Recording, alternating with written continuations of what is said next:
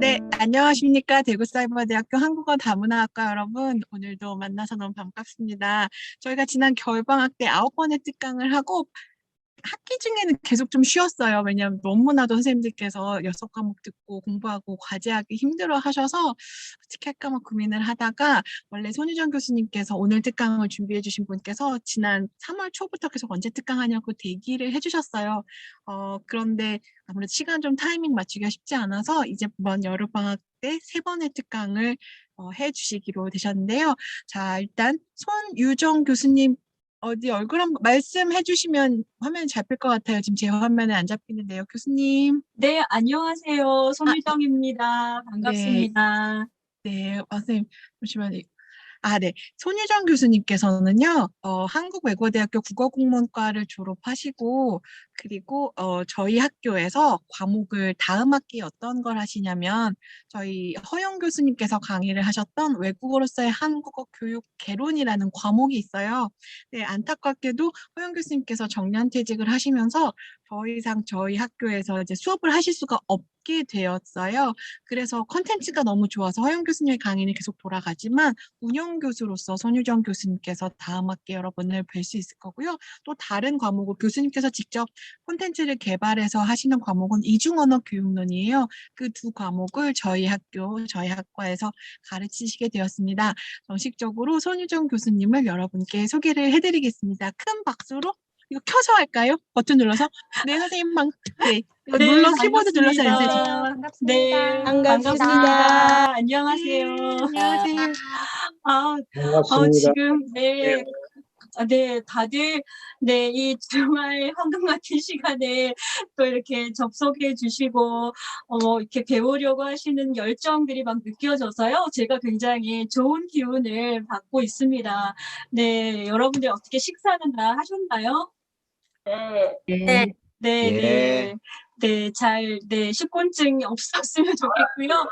네, 어쨌든 지금 보니까 100분 정도가 들어오셨는데, 와, 이렇게 엄청나네. 원래 이게, 저는 잘 몰랐는데, 1학년부터 이렇게 4학년까지 다 열려 있는 거예요. 네. 아, 이번 네. 과목이 다 열려 있고요. 또 졸업생들께도 안내를 해서 필요하신 분은 들으시라고 말씀을 그러시구나. 드렸고 이번에 네네네. 2차에 신편입생들이 좀 많이 들어오셨는데 그분들께도 일단 링크는 보내 드렸어요. 근데 저희가 특강하면 아, 보통 100 명에서 120명 정도는 매번 들어오는 편이에요. 음, 대단하시네요. 네, 이렇게 저는 많은 분들을 모시고 특강해 본 적이 없어서 주로 이렇게 소규모로 뭐 한 30명, 50명 이렇게 해봤는데요. 네, 우리 대구 사이버 우리 뭐 학부 선생님들 또 졸업 선생님들까지 졸업하신 분들까지 이렇게 한국어 교육에 대해서 이렇게 열정을 가지시고 하시는 모습이 네, 너무 보기 좋고 네, 이 열정을 계속해서 예, 응원하고 싶습니다. 네, 그럼 지금부터 어떻게 시작하면 될까요, 교수님? 네. 부탁드리겠습니다. 네네. 지금 졸업하신 선생님들도 계시다고 그랬는데, 어떻게 지금 한국어 교육 혹시 뭐 현장에서 지금 뭐 경험하고 계시는 분이 계신가요? 저희가 그 국어 이미 2급 자격증을 취득을 하고 다문화만 따라오시는 분들도 더러 계세요. 그럼 일단 현장에서 그러면 지금 교육 현장에서 한국어를 가르치시는 선생님들은 없으신가요? 근데 거의 없다고 생각하시고요. 음, 이분들은 이제 학부도 전공 다르고 정말 음, "이게 교환이야. 그다음에 어학당의 시스템은 이래. 사회통합 프로그램이 이런 얘기부터 해 주셔도 괜찮을 정도로 지금 음. 다 이제 처음이라고 생각해 주시면 더 좋을 것 같아요. 네. 이게 1학년 신입생부터 이렇게 이제 학년들이 다 있다 보니 원래 저는 이제 교환 작성하는 거에 이제 초점을 맞춰서 이렇게 준비를 했는데 아마 또 이렇게 연차에 따라 아마 이해도의 그 갭이 좀 있을 것 같아요. 그래서 혹시 뭐 들으시다가 궁금하신 게 있으면 메모해 두셨다가 나중에 또 질의응답 시간이 있으니까요. 또 질문을 해 주시면 좋겠고 뭐 나중에 질의응답하실 때는 뭐 교육 현장이 어떠냐, 뭐 사회통합 수업에서는 어떠냐, 뭐 궁금하신 거 다 물어보시고 제가 답변해 드릴 수 있는 선에서는 또 최선을 다해서 답변을 해 드리고 지금은 이제 어떻게 선생님들 이렇게 지역 스터디도 계속 하고 계신가요? 네, 일부 지역에서 하고 있어요. 아, 그러시구나. 그래서 좀 지역 스터디 하실 때, 교환 작성을 하실 때 이렇게 좀 같이 고민하면서 이렇게 좀 준비하면 좋겠다라는 그런 의미에서 이제 교환 작성 위주로 이제 좀 준비를 했습니다. 실제로 우리가 한국어 교육 현장에서 교환 작성은 가장 기본이 되는 것이고, 또 한국어 교육 수업을 성공적으로 잘 이끌어내느냐, 또 그렇지 못하냐 이런 또 이렇게 여부가 교환에 달려 있기도 하고요. 그래서 이제 신입 선생님들은 교환 작성하는 것이 많이 이제 힘들어합니다. 저는 뭐 지금 공식적으로 비공식적으로 이렇게 한국어 교육의 그 연수를 계산을 해보면 한 20년 정도가 넘었는데요. 지금도 여전히 네, 한국어 수업을 할 때는 교환 작성을 하고 있습니다. 물론 구체적인 뭐 내용까지 다 쓰지는 않지만 그 우리 한국어 교육에서 5단계 조금 이따가 보여드릴 텐데요. 그 5단계에 맞게 어떻게 수업을 운영할 것인가 계속 고민하고 또 어떤 아이디어로 할까 이런 것들을 계속해서 생각을 합니다. 그래서 뭐 경력이 많다고 해서 교환을 쓰지 않고 뭐 신입 교사들만 뭐 교환을 쓰고 이런 일들은 아닙니다. 네. 나의 수업을 성공적으로 이끌기 위해서는 연차에 상관없이 이제 교환 작성을 하는 것은 기본인데요. 제가 준비한 PPT 자료를 보시면서 네, 이야기를 계속 이어나가도록 하겠습니다. 제 목소리가 근데 잘 들리는지 잘 네, 잘 모르겠습니다. 들립니다. 괜찮으신가요? 네, 네. 네. 예, 잘 들립니다. 네, 감사합니다. 자, 어떻게 잘 보이시나요? 네. 지금 네, 제가 잘 보입니다. 슬라이드 쇼를 한 건 아닌데요. 혹시 글자가 좀 작게 보이시면 말씀해 주시면 제가 슬라이드 쇼로 해서 보여드릴 수도 있습니다. 어떠세요? 지금 잘 보입니다. 네, 괜찮으시면 네, 이렇게 그럼 진행하겠습니다. 네, 오늘은 이제 말하기 수업을 위한 이제 교환 작성의 이제 지금은 이제 방법에 대해서 말씀을 드리고 요 특강이 끝나면 아마 이제 초급 교환 작성에 대한 실제 예를 이제 또 동영상을 보게 될 건데요. 네, 아마 이제 일부 지역에서 지역 스터디 하고 계신다고 하셨는데 이 교환 작성들을 할 때 단계별로 같이 고민하고 같이 공부하면 또 함께 좋은 교사로 성장할 수 있는 그런 기회가 될 수 있을 것이라고 생각합니다. 자, 우리가 말하기 수업을 실제로 이제 준비를 할 때는 우리가 이제 우리 뭐 3, 4학년생 또는 졸업생들은 어떤 다양한 외국어 교수법, 한국어 교수법에 대해서 배우셨을 거예요. 근데 이제 많은 교수법들을 이제 뭐 하나만 어떤 특별한 교수법만 이제 선택을 해서 수업을 준비하는 게 아니라 좀 이제 통합적으로 어떤 교수법을 통합적으로 사용하기도 하고 어떤 하나의 어떤 개념에 치우치지 않고 좀 통합적인 그런 교수법을 사용을 해서 한국어 수업에 진행을 하고 있는데요. 아마 이제 우리 신입생들은 이런 5단계를 처음 보실 거예요. 그렇죠? 네, 우리 말하기 수업을 위해서는 기본적으로 이 5단계를 꼭 지키셔야 됩니다. 그래서 수업의 흐름이라고 생각을 하시면 되는데요. 이제 첫 번째 단계, 도입 단계. 두 번째는 뭐 제시 단계 또는 설명 또는 제시 설명 이렇게 말하기도 하는데요. 그냥 제시 단계라고 하겠습니다. 그리고 연습 단계, 이 연습 단계가 끝나면 이제 활용 단계, 그리고 활용 단계가 끝나면 이제 수업을 마무리하는 정리 단계. 이 5단계를 네, 꼭 이제 머리에 놓고 이 단계들을 중심으로 수업을 구성하시면 되겠습니다. 네. 그래서 이제 좀 개괄적으로 이제 도입에서는 어떤 이야기들을 하는지 이제 아주 개괄적인 이야기를 하고 그다음에 조금 더 구체적으로 살펴보도록 하겠습니다. 이제 도입에서는 이제 워밍업을 하는 단계입니다. 그래서 인사도 하죠. 우리가 처음 만나면 학생들하고 이렇게 인사도 하고 뭐 먹었냐, 뭐 그렇게 인사하고 분위기 조성도 하면서 그리고 지난 시간에 뭐 배웠는지 그런 복습도 하고 그리고 오늘 배워야 하는 그런 내용들을 가지고 이제 상황 맥락을 이제 노출하는 단계라고 생각하시면 되겠고, 이제 제시 단계 프레젠테이션은 실제로 목표 문법의 어떤 기본적인 지식, 네, 문법적인 지식 또는 의미, 사용 방법 이런 것들을 좀 문법적인 지식과 사용 방법들을 명시적으로 제시하는 단계인데요. 나중에 후반부에 좀 더 구체적으로 말씀을 드리고요. 그리고 이제 제시 단계 끝나면 본격적으로 이제 사용을 해서 어떻게 사용하는가를 이제 practice 연습을 하게 되는데요. 요 다음에 보면 이제 활용 단계 use가 있죠. 그래서 이 use 활용 단계에 가서 잘 사용하기 위해서는 이제 목표 문법의 어떤 정확성을 연습하는 단계라고 할 수 있습니다. 그래서 요 연습 단계도 이제 좀 이렇게 순차적으로 연습이 나뉘어져 있습니다. 요것도 조금 이따가 더 구체적으로 보여드리겠습니다. 그리고 이제 활용 단계, 이때까지 전 단계에서 연습을 이제 충분히 했다면 이제 여기는 유창성 연습, 자유롭게 학습자들이 자유롭게 이제 그 어떤 과제 수행을 하면서 자유롭게 이야기를 할 수 있는 그런 단계입니다. 그리고 이제 마지막으로 이제 수업의 내용을 확인하고 과제, 숙제를 제시하고 다음 수업을 이제 안내하는 그런 단계, 이렇게 5단계로 이렇게 간단하게 보여드렸고요.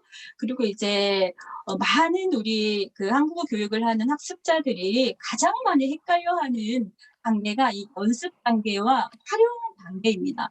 그래서 이제 제가 4학년들 대상으로 이제 한국어 교육 실습 모의 수업을 진행을 해 보면 연습과 활용의 그 개념의 차이를 잘 이해하지 못해서 본인이 연습 단계에서 구성한 것과 활용 단계에서 구성한 내용의 차이가 없어요. 그래서 이제 연습 단계와 활용 단계를 좀 구분해서 인지하는 것이 가장 중요하고, 구분을 해야만 네, 제대로 또 수업을 운영할 수 있는데요. 이제 연습은 실제로 어떤 그 기능을 습득하는 단계, 그래서 여기는 드릴이라고 되어 있죠. 그죠? 보통 교체 연습이라고 하는데요. 그런 교체 연습을 하고 문장 연습을 하고 교사가 계속해서 통제해서 뭔가 연습을 주도를 합니다. 그래서 결국에는 이 활용 단계를 잘 하기 위해, 성공적으로 하기 위해서 연습 단계에서는 이 교사가 구조적으로 연습의 다양한 연습 유형들을 이제 준비를 한다면, 활용 단계에서는 실제로 기능을 사용하는 단계이고, 의사소통 활동을 하는 단계이며 의사소통 행위의 단계라고 할 수 있습니다. 실제로 여기는 학습자들이 중심이 되어서 어떤 과제를 수행을 하는 단계입니다. 그렇기 때문에 이 연습에서 구성해야 하는 내용과 활용해서 구성해야 하는 내용들의 차이가 반드시 있습니다. 요런 것들은 또 이제 동영상 보시면서 이렇게 좀 더 구분을 하실 수도 있을 것 같습니다. 자, 그렇다면 네, 이제 구체적으로 이제 좀 각 단계에서 어떤 내용들을 준비를 해야 하는지 한번 살펴보면, 이제 도입의 어떤 목표와 기능은 이제 이런 것입니다. 네. 학생들을 이제 교사에게로 집중시킵니다. 그래서 분위기 조성이라는 말을 제가 사용을 했는데요. 인사도 하고 이제 학생들의 좀 마음의 문을 열 수 있게 네, 좀 이렇게 학생들에게 좀 질문도 하고, 그리고 또 그 수업을 위한 목표 문법을 위해서 이렇게 어떤 학생들의 그런 배경 지식을 좀 형성하고, 그 수업과 관련된 내용들도 좀 이렇게 질문도 하고, 그래서 좀 자연스럽게 오늘 배워야 하는 목표 문법을 이렇게 노출을 하는 그런 단계입니다. 그래서 이제 그 특징들을 보면 도입 단계에서는 반드시 이제 복습의 내용이 들어가야 하는데요.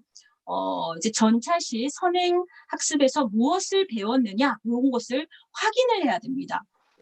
잘 배웠고 잘 이해하고 또 잘 사용하는지, 그랬을 때 그러면 어떻게 이해를 할 수 있는가, 이런 것들을 이제 교사가 확인하는 방법은 다양할 수 있습니다. 근데 주로 이제 막 교사가 대답을 다 하는 경우들이 있어요. 우리 이제 모의 수업을 하다 보면 이 교사가 문법을 연습하는 단계가 아니고 학생들이 잘 알고 있는지를 확인해야 된다. 그러면 질문을 통해서 이제 확인을 할 수 있도록 그렇게 유도를 하면 되고요. 그리고 이제 세 번째는 오늘 배우는 이제 어떤 목표 문법이, 예를 들면 뭐 그 아서 어서의 이제 이유의 아서 어서다, 그러면 그것과 관련 있는 그 상황들을 노출을 해야 됩니다. 네. 그래서 아서 어서 이유 표현을 배운다면 그것과 관계 있는 그 한 2-3 가지 그 상황과 그 예들을 제시를 하면서 이제 도입을 이끌어 가고, 오늘 배워야 하는 내용들을 이제 이런 도입에서 맥락 상황 노출을 통해서 이제 똑똑한 학생들은 다 눈치를 챕니다. '아 오늘 이런 걸 배우겠구나.' 이런 것들을 알게 됩니다. 그래서 이런 것들을 통해서 또 이제 학습자들의 흥미가 이어지게 이렇게 하게 합니다. 그러면 실제로 우리가 이제 도입 단계를 구성을 할 때 교사가 이제 작성을 할 때 반드시 이제 학습자 언어 수준을 고려해서 작성을 해야 됩니다. 우리가 어 우리 신입생들은 잘 모르실 수 있는데 교환 작성을 할 때 시나리오 형식으로 이제 교사의 말, 학생의 말 이런 것들 이제 번갈아 가면서 이제 상호작용하는 것들을 다 쓰게 되잖아요. 그랬을 때 교사의 말이 너무 학습자의 수준보다 어려우면 안 되겠죠. 그죠? 그래서 그 수준을 고려해서 그 단어나 표현들을 적절하게 걸러서 사용해야 된다는 것, 이런 것들. 그리고 또 반드시 우리가 도입 단계에서는 학습자들의 관심을 좀 활용을 해야 됩니다. 학습자들이 좋아하는 가수나 드라마, 음식 뭐 그런 관심사들을 가지고 좀 활용을 한다면 훨씬 장기 기억에도 도움이 되고 흥미 유발에도 도움이 되기 때문에 학습자들의 그 관심을 잘 또 기억을 해 두셨다가 그런 것들을 사용할 수 있고 그리고 이제 또 학습 목표와 학생들이 관심이 있다고 해서 그걸 다 사용할 수는 없습니다. 반드시 오늘을 배우는 학습 목표, 목표 문법과 관계 있는 소재들을 사용해야 된다는 거. 그리고 이제 한 가지만 준비하기는 좀 부족할 수 있습니다. 그래서 한 두세 가지의 그 예를 그 목표 문법과 관련되는 상황 이런 걸 한 두세 가지를 준비를 합니다. 그래서 예를 보시면 이제 목표 문법에 대한 자연스러운 노출의 예 이렇게 제가 드린 자료에는 아마 이건 없을 건데요. 이제 우리가 뭐 선행 문법을 이용한 노출 그랬다면 이미 배웠다는 뜻입니다. 이미 배운 문법을 사용을 해서 이제 오늘 배울 문법들을 또 노출을 사용할 수 있는데요. 일단 교사가 그림을 보여주면서 뭐 병원에 가는 그림이겠죠. 그래서 "왜 병원에 가냐?"라고 이제 그러면 그래서 학생이 "아파서 병원에 가요." 뭐 그러면 이제 배운 문법들을 사용해서 이렇게 얘기도 할 수 있고 그래 "맞아요. 아파서 병원에 가요." 이렇게 선행 문법을 사용해서 도출을 할 수도 있고 그리고 또 이제 "음연설을 이제 가르쳐야 되는 상황이다."라고 했을 때 실제 교사의 행동을 통해서 노출을 할 수도 있습니다. 커피를 마시면서 교실 앞뒤를 걸어 다닙니다, 선생님이. 그럼 이제 학생들한테 질문하겠죠. "선생님이 지금 뭐 해요?" "커피를 마셔요." "걸어요." 이야기에 학생들이 이런 대답을 할 거라고 예상을 하면서 씁니다. 그러면 이제 선생님이 "맞아요. 커피를 마시면서 걸어요." 이렇게 이제 학생들이 이야기한 것을 가지고 교사는 목표 문법을 사용해서 한번 발화를 해 주는 거죠. 요렇게 자연스럽게 이렇게 여러 가지를 이제 두 개 이상의 동사를 동시에 하는 음연설을 한다는 걸 살짝 노출을 통해서 보여줄 수 있습니다. 이런 것들이 노출입니다. 목표 문법 상황 노출이라고 할 수 있습니다.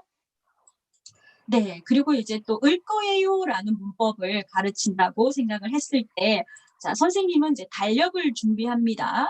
달력을 가지고 이제 빨간색으로 뭐 동그라미를 오늘이라고 가리키고 그리고 뭐 "오늘이 며칠이에요. 지금 우리 뭐 해요?"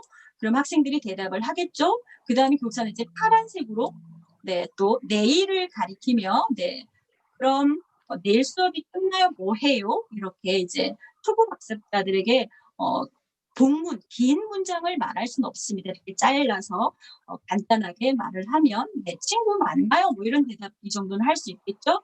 그러면 교사가 "아 그렇군요. 내일 친구를 만날 거예요." 그래서 어떤 달력을 가지고 오늘과 어제 이야기를 함께 도입해도 상관은 없습니다. 이미 배웠기 때문에.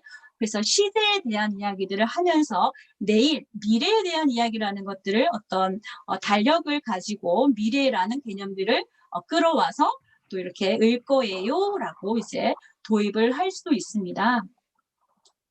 그런데 이제 많은 선생님들이 실수하는 것이 뭐냐 하면 도입을 해야 되는데 어떤 맥락을 가지고 어떻게 도입을 해야 될지 몰라요. 그죠? 그러다 보면 이제 선생님들이 이렇게 질문하시는 분들이 많아요. "선생님은 오늘 수업이 끝나고 친구를 만날 거예요?" 마이클 씨는 뭐 할 거예요? 이렇게 질문을 해요. 그러면 학생이 대답을 할 수 있을까요? 못해요. 왜 못할까요?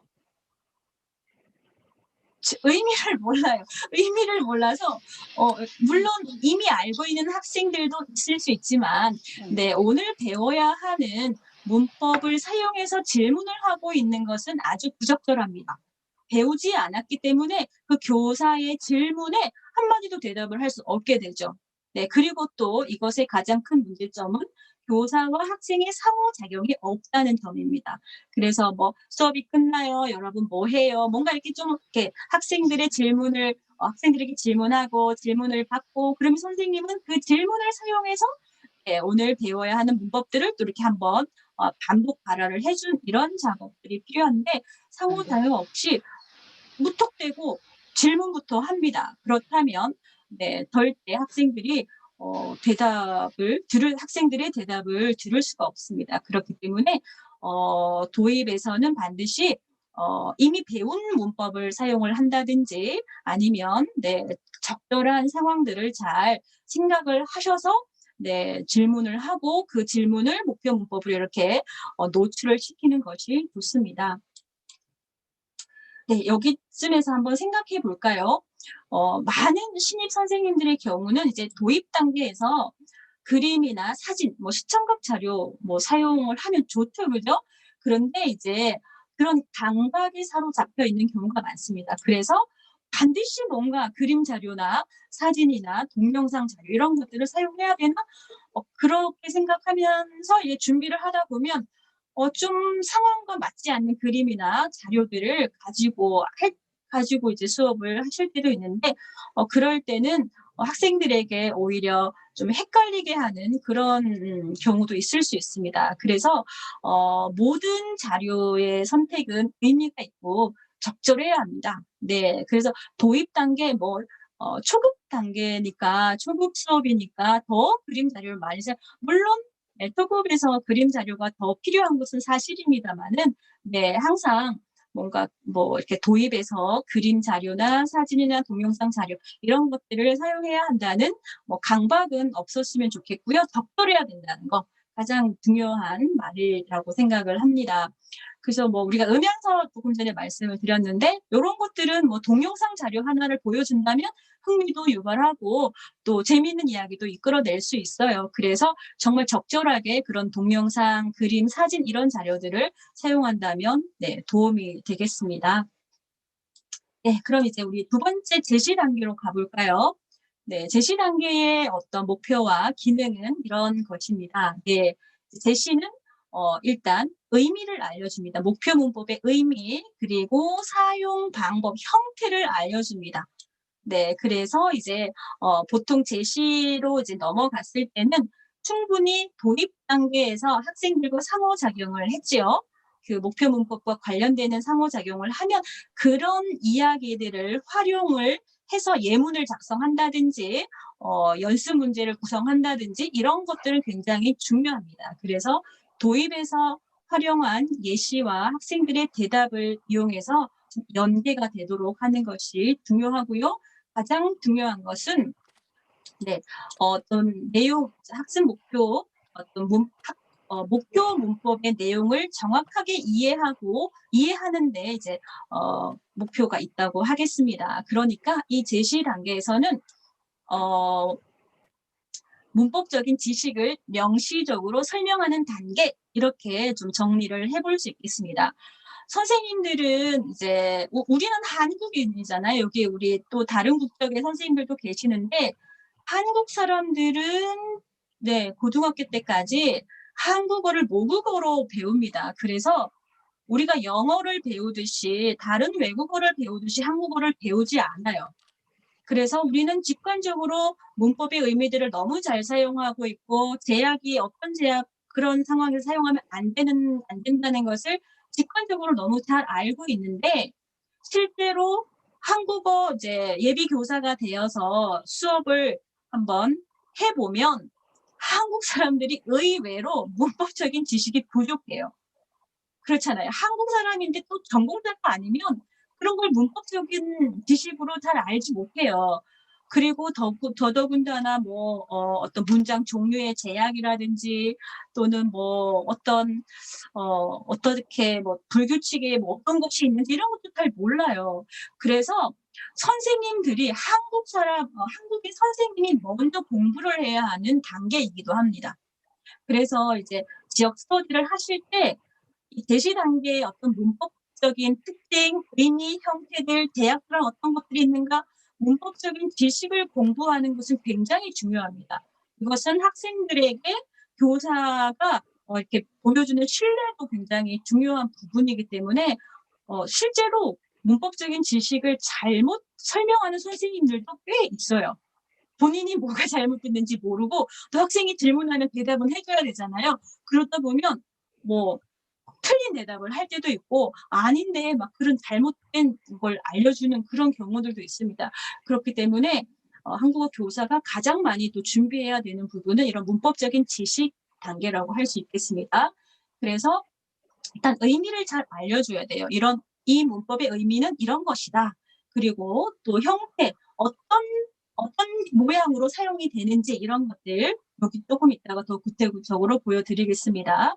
그리고 이제 형태를 제시할 때도 좀 규칙적으로 뭔가 이제 일목요연하게 좀 잘 판서해서 보여줄 수 있어야 되고요. 그리고 이 제시 단계에서는 이제 예문도 이제 대표 예문도 보여줘야 되는데요. 보통 도입에서 사용한 예문을 할 수도 있고 도입에서 사용한 그런 이야기들을 예문으로 사용할 수도 있고 그래서 교사는 되게 모든 질문과 이야기가 의도가 있어야 돼요. 굉장히 큰 의도를 가지고 이렇게 막 방향을 이제 이끌어 가야 되는 게 교사의 역할인데요. 그래서 예문도 학생들에게 유의미하고 직접 밖에 나가서 직접 쓸 수 있는, 사용할 수 있는 그런 예문들을 이제 구성을 해주는 것이 좋다는 뜻입니다. 그래서 우리 선생님들이 보통 예문을 준비하거나 연습 문제를 구성하는 걸 보면 학습자 중심이 아니라 교사 중심의 예문, 교사 중심의 연습 문제 이런 것들이 많이 이제 나타나는 걸 보게 돼요. 실제로 제 육어를 담당하는 선생님이 이제 교환을 작성을 했어요. 그러면 그 교환에는 육아와 관련되는 이야기들이 꼭 등장합니다. 네. 이제 그러면 실제로 뭐 그게 뭐 우리가 어떤 뭐 이민자 수업을 한다든지 아니면 뭔가 그런 맥락이 필요한 학습자들도 있어요. 하지만 또 뭐 학문적 목적을 위해서 뭐 어떤 20대 젊은 학생들이 대학을 준비하고 있는 단계에서 또 공부를 하는 그런 과정이다. 그러면 또 이렇게 육아와 관련되는 그런 예문들은 또 적절하지 않을 수도 있습니다. 그래서 학습자의 상황에 따라 그런 적절한 예문들을 구성을 하는 것이 필요하고요. 그리고 우리가 어떤 예문을 제시하고 문법을 설명하고 형태의 정보들을 알려줄 때 접근 방법들은 이렇게 연역적인 방법 또는 귀납적인 방법, 절충적인 방법들을 사용해서 문법들을 제시하고 설명할 수 있습니다. 이제 연역은 이제 뭐 규칙을 먼저 제시를 하고 그다음에 문법을 설명하는 그리고 예문을 확인하는 그런 경우가 있을 수 있습니다. 예를 들면 우리가 이제 뭐 피동사를 가르칠 때 이히리기 이런 것들을 가르칠 때는 이제 규칙을 먼저 이제 동사에서 피동사를 할 때는 이제 이히리기를 붙인다 이렇게 먼저 설명을 하고 그다음에 자 예문을 통해서 네 뭐 문이 닫혔어요 뭐 이렇게 할 수 있습니다. 근데 또 귀납적인 접근법은 우리가 다양한 예문들을 먼저 보여주고 그다음에 여기서 이제 규칙들을 한번 생각해 보게 하는 거예요. 그러면 이제 초급 학생들도 이제 받침의 유무에 따라 을을 사용하고 르를 사용하고 또 뭐 은이 있고 뭐 의가 있고 또 없고 뭐 이런 것들을 학생들이 이제 찾아냅니다. 그러면서 이제 문법을 이제 설명할 수 있겠죠. 그래서 이 세 가지 방법들은 이 절충식은 이 두 가지를 함께 사용하는 방법인데요. 이 세 가지 방법들은 늘 이렇게 함께 사용이 될 수 있다는 것들을 좀 생각을 해 주시면 되겠습니다.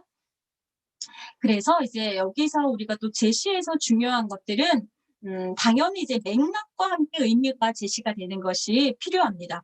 네, 맥락이라고 하는 것은 어떤 상황에서 이 문법을 사용했을 때 가장 자연스러운가, 그러니까 어떤 상황들을 함께 제시하는 것이 중요하고 이것은 연습 단계에서도 이제 마찬가지인데요. 네, 요것은 네, 그리고 두 번째는 이 형태 그리고 뭐 불규 이렇게 이제 이후에 보여드릴 텐데 이제 형태를 제시를 할 때는 이제 가장 중요한 것은 이제 뭐 이 형태 뭐 받침이 있냐 없냐에 따라 그쵸? 그리고 뭐 아오 여서 같은 경우들은 이제 모음이 뭐 이렇게 양성 모음이냐 뭐 아요, 어요, 해요 이런 것들을 이제 모음의 종류에 따라 이제 선택을 하게 되겠죠. 그리고 이제 불규칙 형태까지 여기에서 이제 제시를 해 줘야 합니다. 네.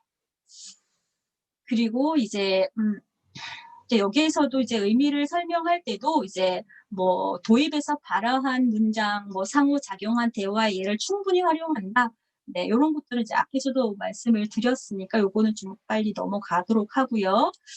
네, 이제 여기서 이제 의미 제시를 할 때 한 가지 말씀을 드리면 중요한 것은 우리가 어떻게 의미를 설명을 할 것인가가 중요합니다. 그죠?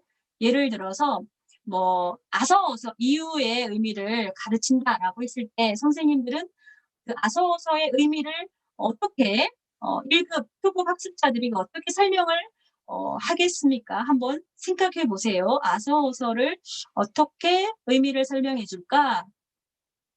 네. 문법서에 보면 뭐 이렇게 굉장히 문법적인 용어를 사용을 해서 뭐 동사와 형용사 뒤에 붙어서 뭐 이렇게 막 설명이 됩니다. 그렇게 설명을 하면 절대 안 됩니다. 네. 그래서 일단은 그 학습자의 수준 1급이죠. 아서어서라는 말은. 그러면 우리가 어떤 뭐 이유를 설명할 때 사용한다. 이유라는 어떤 메타 언어도 모를 수 있습니다. 그렇죠. 그럴 때 1급 학생들에게 여러분 사람들이 "왜요?" 이렇게 질문해 왜라는 말은 알 수 있어요. 그래서 "왜요?"라고 질문을 하면 우리는 아서어서를 사용해서 대답을 할 수 있어요. 우리 그럴 때 "왜요?" 할 때 대답할 때 아서어서를 사용할 수 있어요. 이렇게 의미를 풀어서 쉽게 학습자가 이해할 수 있도록 그렇게 의미를 제시해야 한다는 뜻입니다.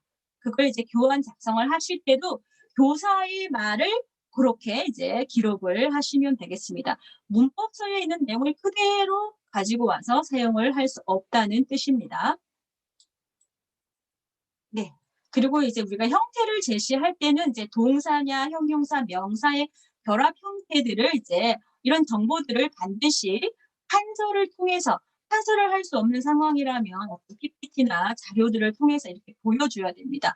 뭐 기관에 따라 형용사를 DB라고 사용하는 학교도 있고요. 뭐 descriptive verb, AB를 동사, action verb, 뭐 명사를 noun이라고 쓰는 학교도 있고 그런 기관도 있고 또는 뭐 A를 이제 adjective 형용사 또는 B를 verb 동사 이렇게 사용하는 기관들도 있습니다. 그런 것들은 이제 참고적으로 아시면 되고요. 이렇게 반드시 이 아어요 지단은 형용사하고만 결합한다. as어요, 어어요 이런 과거 같은 경우는 이제 동사와 형용사가 결합하지만 명사일 경우에는 받침의 유무에 따라 이렇게 사용한다. 이런 것들을 다 알려주고 판서를 해줘야 됩니다. 이제 여기가 바로 이 형태를 이제 제대로 알려줘야 된다는 뜻인데요. 이제 보통은 이제 이 형태라는 말이 어렵잖아요. 그죠? 그런 말들을 쓰지 않아요, 학생들한테는. 그래서 보통은 받침이 있을 때, 받침이 없을 때 이렇게 쓴다. 또는 모음의 종류에 따라 이렇게 쓴다. 그리고 불규칙, 또 기본적으로 이제 뭐 디귿, 비읍, 리을, 탈락, 뭐 이렇게 2급에 가면 또 뭐 히읗, 불규칙, 뭐 다양한 불규칙들이 있습니다. 이런 것들을 배운 순서에 맞게 이런 것들을 또 다 알려주면 되고 이런 것들을 주로 판서를 통해서 보여줄 수 있습니다. 그리고 이제 나중에 그 실제 교환 동영상을 보실 때 이런 것들이 어떻게 구성되었는지 그런 것들을 한번 관찰해 보시면 좋겠습니다. 네. 그리고 제시 단계에서는 반드시 또 제약 사항에 대해서 설명을 해 줘야 됩니다. 이런 제약을 알지 못하면 우리가 실제 이제 이 목표 문법을 사용할 때 오류문을 만들어낼 수 있죠. 그죠? 예를 들면 이제 주어 제약이 있다. 그래서 우리 선생님들이 공부를 하셔야 되는데 이 문법은 뭐 선행절과 후행절의 주어가 동일해야 하는지 아니면 주어가 달라야 하는지 이런 것들을 알아야 되는 거죠. 그래야 학생들이 사용할 때 실수 없이, 오류 없이 제대로 사용할 수 있겠죠. 그리고 또 이제 한 4가지 정도의 그 제약들을 생각해 보시면 되는데요. 그리고 과거 시제 선어말, 뭐 아씨나 get이나 더 뭐 이런 것들에 대해서 우리가 또 사용할 수 없다. 이런 제약들이 있습니다. 그렇죠? 예를 들면 이제 아서어서 같은 경우는 과거와 함께 결합할 수 없다라는 제약이 있는데 한국 사람들은 실제로 뭐 했었어서 이렇게 사용합니다. 네. 하지만 뭐 네. 그죠. 또 우리 모국어 화자들이 충분히 또 용인하는 부분도 있긴 한데 뭐 외국인 학습자들에게는 이렇게 사용하면 사실 문법적으로 맞지 않다 이런 것들을 알려줘야 되고요. 그리고 문장 종류의 제약이 있습니다. 말씀드렸다시피 아서어서는 명령문과 청량문과 함께 사용할 수 없다는 제약들이 있죠. 이런 것들을 알려줘야지만 잘 사용할 수 있겠고 그리고 용언 제약, 용언 제약이라는 것은 뭐 이 문법은 형용사하고만 결합한다. 동사하고만 결합한다. 그리고 또 이런 경우도 있어요. 뭐 가다, 오다 같은 경우에는 그죠? 후행절에 그 서술어 제약, 서술어가 용언이 딱 정해져 있어요. 그러니까 다른 동사나 다른 형용사 이렇게 사용할 수 없이 이렇게 고정되어 있는 용언 제약 같은 것들이 있습니다. 요런 것들도 이제 제시 단계에서 다 알려주어야 합니다. 물론 판서를 통해서 알려줘야 되고요. 그리고 이제 우리가 또 제시 단계에서 고려해야 되는 것은 선행 이미 배운 문법과 이제 비교되는 문법이 있을 수 있어요. 형태가 비슷하기 때문에 1급 학생들 에와 에서 이 형태 때문에 굉장히 많은 이제 오류를 일으키는데요. 이런 형태가 비슷한 것 때문에 이렇게 뭐 질문을 하거나 오류를 만들 수 있기 때문에 이렇게 비교해주고 다시 한번 알려줄 부분들이 있고 그다음에 이제 또 비슷한 의미인데 네, 요거는 이제 그죠? 아서어서으니까는 이제 이유 표현이죠, 그죠? 같은 이유 표현인데 다른 점이 있죠, 그죠? 이런 것들 이제 변별을 해주는 거예요. 네. 아서는 뭐 청유문, 명령문이 안 되고 이제 과거와 결합할 수 없다. 하지만 으니까는 특히 뭐 명령이나 청유를 더 자연스럽게 사용할 수 있다. 이런 것들. 또 다른 활용적인 특징들이 있습니다. 그렇죠? 그리고 는 것 같다, 나보다, 은가보다 이런 추측 표현 같은 것들도 의미적으로 큰 범주는 추측입니다. 하지만 사용하는 환경이 다릅니다. 그래서 이런 것들에 대한 변별이 반드시 있어줘야 됩니다. 예를 들어서 는 것 같다를 배울 때는 나보다를 해줄 필요가 없어요. 왜 나중에 배우거든요. 근데 나중에 뭐 한 2급이나 3급에서 나보다를 배울 때 는 것 같다를 비교를 해줘야 된다는 거예요. 이제 변별을 해줘야 된다는 거죠. 이런 것들도 이제 제시 단계에서 반드시 고려해야 되는 대상입니다. 네, 그리고 우리가 또 제시 단계에서는 그러니까 하나의 형태, 어떤 목표 문법이 이제 아서어서가 있다고 생각해 봅시다. 근데 의미가 여러 개일 수 있어요. 그쵸? 아서어서는 순차의 의미도 있습니다. 그죠? 우리가 이제 교수 요목에도 들어있죠. 이 마트에 가서 우유를 샀다. 뭐 이런 것처럼 어떤 순차의 의미도 있고 이유의 의미도 있습니다. 그렇지만 한 시간에 하나의 의미만 가르치면 됩니다. 아서어서 뭐 순차, 이유 한꺼번에 다 가르치지 않는다는 뜻입니다. 그리고 보통 이제 문법 사전에 있는 문장 설명을 그대로 인용하면 안 된다. 이거는 앞에서도 말씀을 드렸습니다. 학습자 그 언어 수준에 맞게 교사가 조절을 해야 합니다. 그게 이제 교사의 능력이라고도 할 수 있겠습니다. 그죠? 네. 그리고 우리가 이제 보통 그 목표 문법을 동사와 형용사 이렇게 결합을 할 때 활용되는 부분들을 이제 색깔 표현으로 판서를 해줘야 됩니다. 그래서 기본 이제 어간 부분은 이제 뭐 그냥 까만색 보통 쓰는 색깔로 하고 그 다음에 연결되는 문법들이 어떻게 결합이 되는지 이런 것들을 보여줄 필요가 있는 거죠. 그리고 이제 교사가 조심해야 되는 이런 어간, 어미, 뭐 이런 그런 우리 문법적인 용어들 있죠? 이런 국어학적인 그런 문법적인 용어들을 절대 사용하지 않아야 되고요. 그리고 뭐 앞에서 이제 명사 같은 경우도 보여드렸는데 시제에 따라 이제 형태가 달라진다면 이런 것들도 다 판서를 통해서 알려주는 것이 필요합니다. 네. 그래서 이제 예를 한번 보시면 이제 보통은 이제 처음 수업을 시작할 때 이런 걸 이제 알려줘야 되죠. 수업 시간에 선생님이 이런 걸 쓸 거다. 이제 AB는 동사로 쓸 거고, 형용사를 DB로 쓸 거고, 명사를 N으로 쓸 거다. 이제 이런 것들. 그 다음에 뭐 이 형태가 있는 부분들 있죠. 그래서 이나 가 요렇게 을이나 를 요렇게 다 이제 써줘야 되고요. 그 다음에 고정된 부분은 이제 A, B 여기가 고정된 부분이겠죠.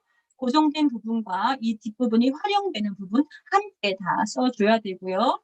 그리고 이제 문장 유형을 종결 어미 형태까지 구체적으로 표기한다라고 했을 때 는 다고 해요, 을 거에 이렇게 이제 종결까지 이제 하나 형태를 다 이제 보여주는 것이 필요하다라는 뜻입니다.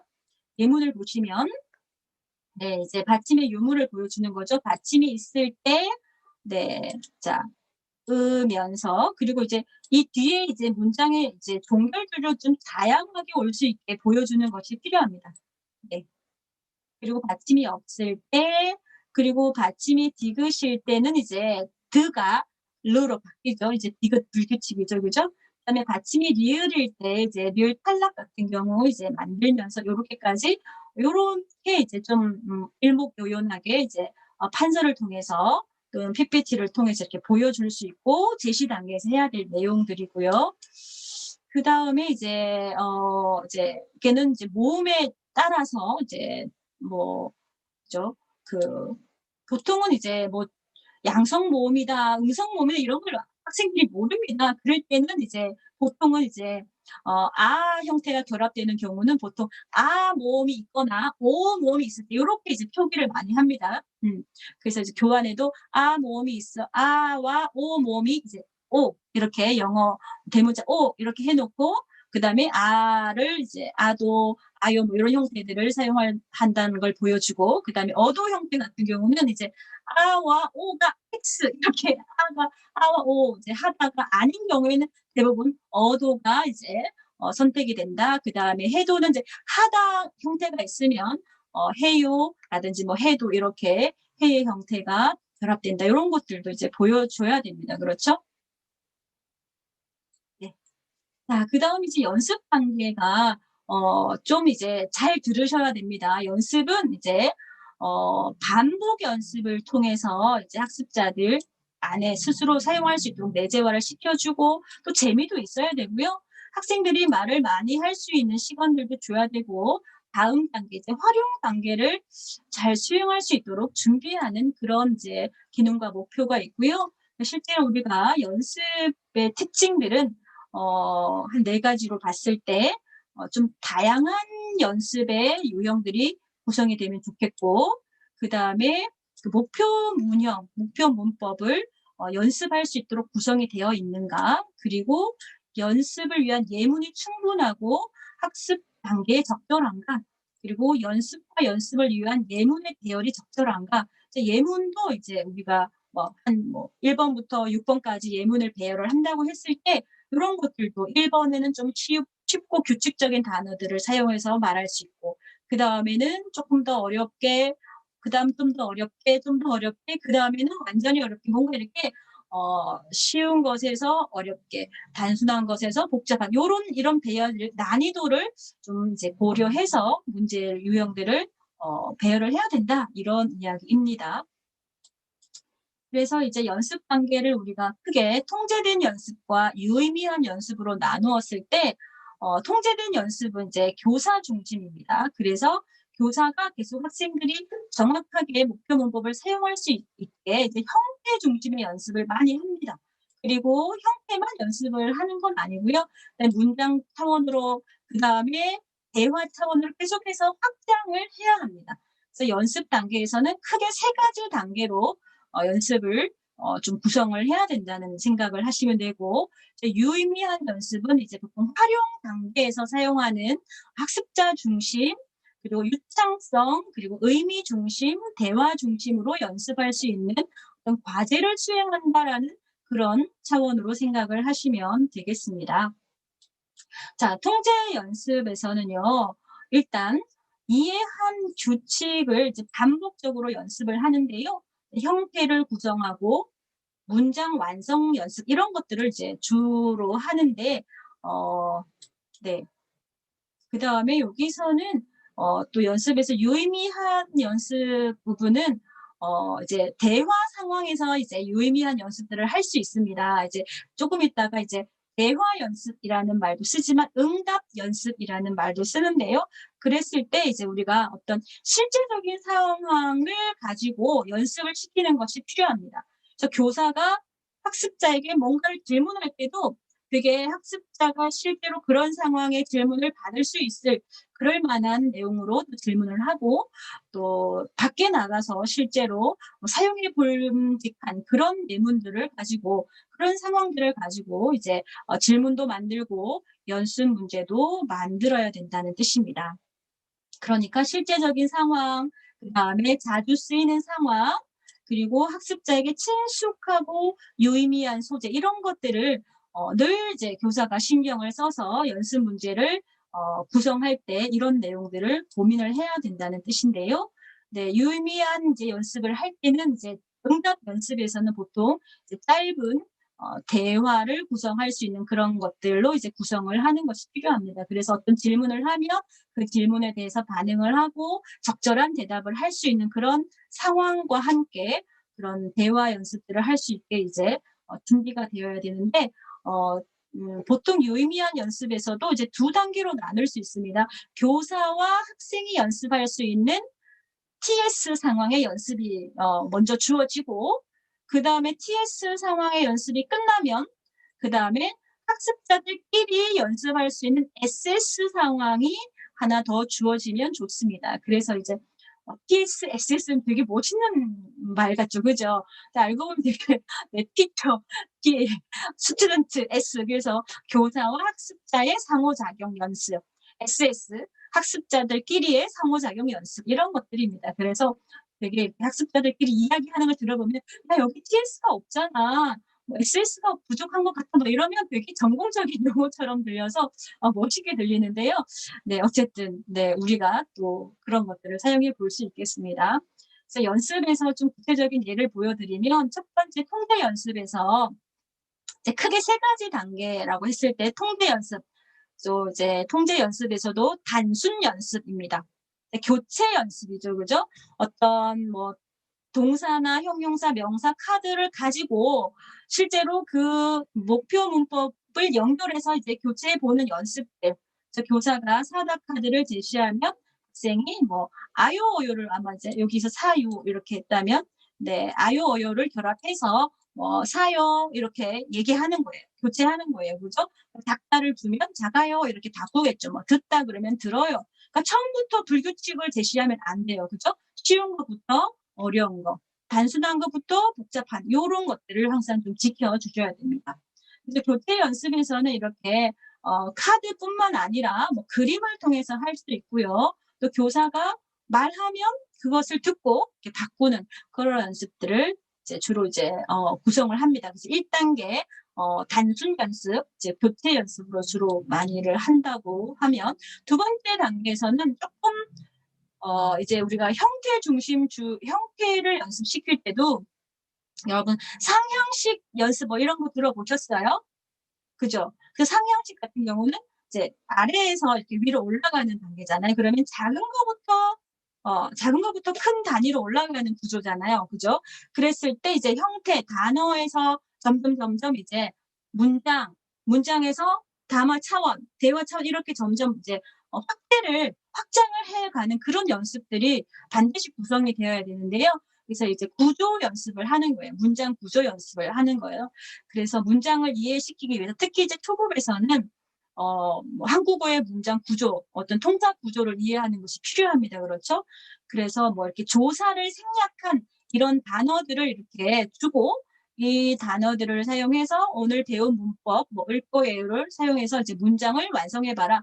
그러니까 초급에서는 좀 짧아야 되겠죠. 그죠? 너무 길면 안 되겠고 요렇게 문장을 연습할 수 있고 그다음에 이제 연결 어미를 연습해야 되는 상황이다. 그러면 선행절과 후행절을 연결해서 하나로 문장을 만드는 이런 연습들도 할 수 있겠죠.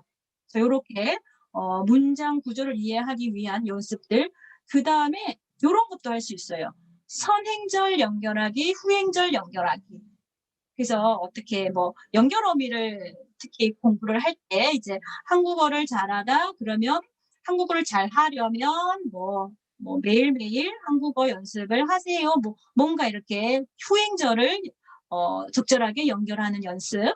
그다음에 이제 후행절을 주고 선행절 이제 목표 문법과 더 이제 연결이 되는 뭐 느라고를 배우는 상황이라고 생각을 했을 때 뭐 아르바이트를 하느라 숙제를 못해서 본 학습자들이 자기들의 이야기를 할 수 있겠죠. 그래서 요렇게도 이제 선행절 연결하기, 후행절 연결하기 요런 것들도 이제 문장 연습 유형에 포함이 될 수 있습니다. 그다음 이제 세 번째 이제 대화 차원으로 대화 차원으로 넘어왔습니다. 여기서는 이제 응답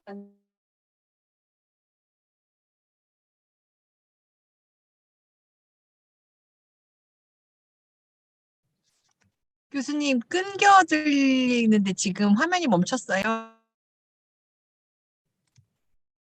제 얘기 들리시나요?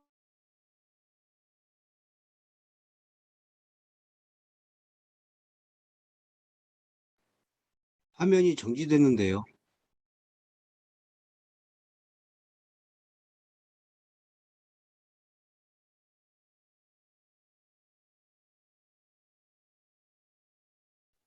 화면 괜찮은데 교수님 목소리가 없네요. 교수님. 교수님 계십니까? 지금 호스트가 나간 상황인 것 같아요. 나가기를 눌리면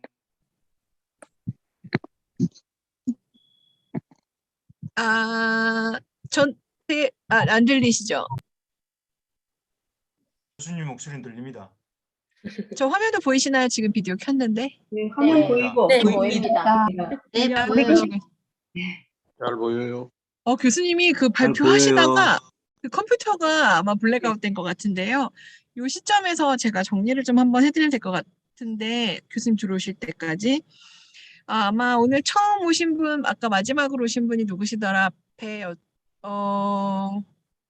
어떤 선생님께서 오늘 처음 왔습니다라고 인사를 하셨는데요. 처음 오신 분들은 아마 중고등학교 때 배웠던 그런 표현들이 너무나도 생소할 거예요. 동사, 형용사 그러면 영어의 pretty, interesting 이런 게 아마 먼저 떠오르실 수도 있는데 한국어에서는 그게 예쁘다, 뭐 가다, 먹다 동사처럼 서술어로 쓰인다 이런 것조차도 와 진짜 몇십 년 만에 들었다 이런 분도 계실 것 같아요. 근데 오늘은 사실 요 얘기는 4학년 선생님들이나 오늘 지금 하고 계신 거는 굉장히 개론적인 얘기지만 이 수업을 앞에서부터 쭉 들어왔고 마무리 이제 실습을 앞둔 선생님들께서나 이해할 수 있는 개론이고 다른 선생님들께서는 지금 아마 용어 너무 낯설다 막 이러실 텐데요. 이 뒤에 바로 초급 이게 바로 교환이다라고 해서 그 작성해 두신 걸 보면 아까 얘기했었던 뭐 도입을 굉장히 흥미롭게 해야 돼. 뭐 학습자의 주의를 끌어야 돼. 지난번에 복습했던 내용들이 들어가야 돼. 이런 것들이 보일 거고. 제시를 한다라고 하면 아까 그런 거 있었잖아요. 제시가 뭐냐면 우리 만약에 영어로 따지면 비동사 플러스 ing 그럼 현재 진행형이죠. 네. 그 예를 들어서 지금 제가 뭐 해요? 물을 마셔요. 그러면 I'm 뭐 drinking some water 뭐 이렇게 하는 것처럼 비동사 플러스 ing가 뭐뭐 하다, 뭐뭐 하고 있는 중이다라고 가르쳐 주는 것처럼 한국어도 우리가 쪼개서 보진 않았지만 이렇게 쪼개는 거예요. 아까 여러 가지 쪼개서 말씀하셨어요. 어서 배가 고파서 오늘 늦게 와서라고 하는 어서라는 게 하나의 목표문이요. 그러니까 가르쳐야 되는 목표가 있고 느라고 아르바이트 하느라고 선생님들 네. 제 목소리 들리세요? 이제 네. 들려요. 이제 들립니다. 잠깐 나갔다 오신 거죠?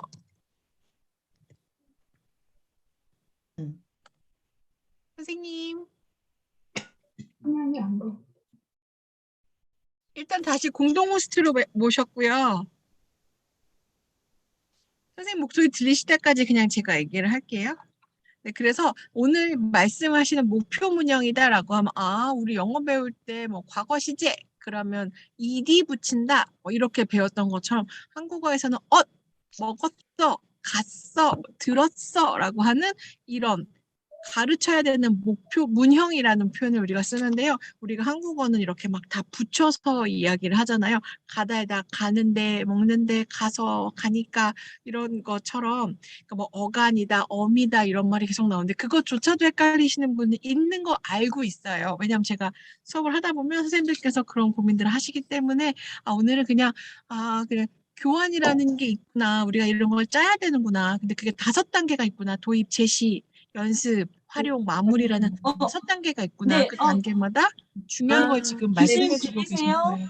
네, 네, 잘 들립니다. 제 얼굴도 보이세요? 네, 보입니다.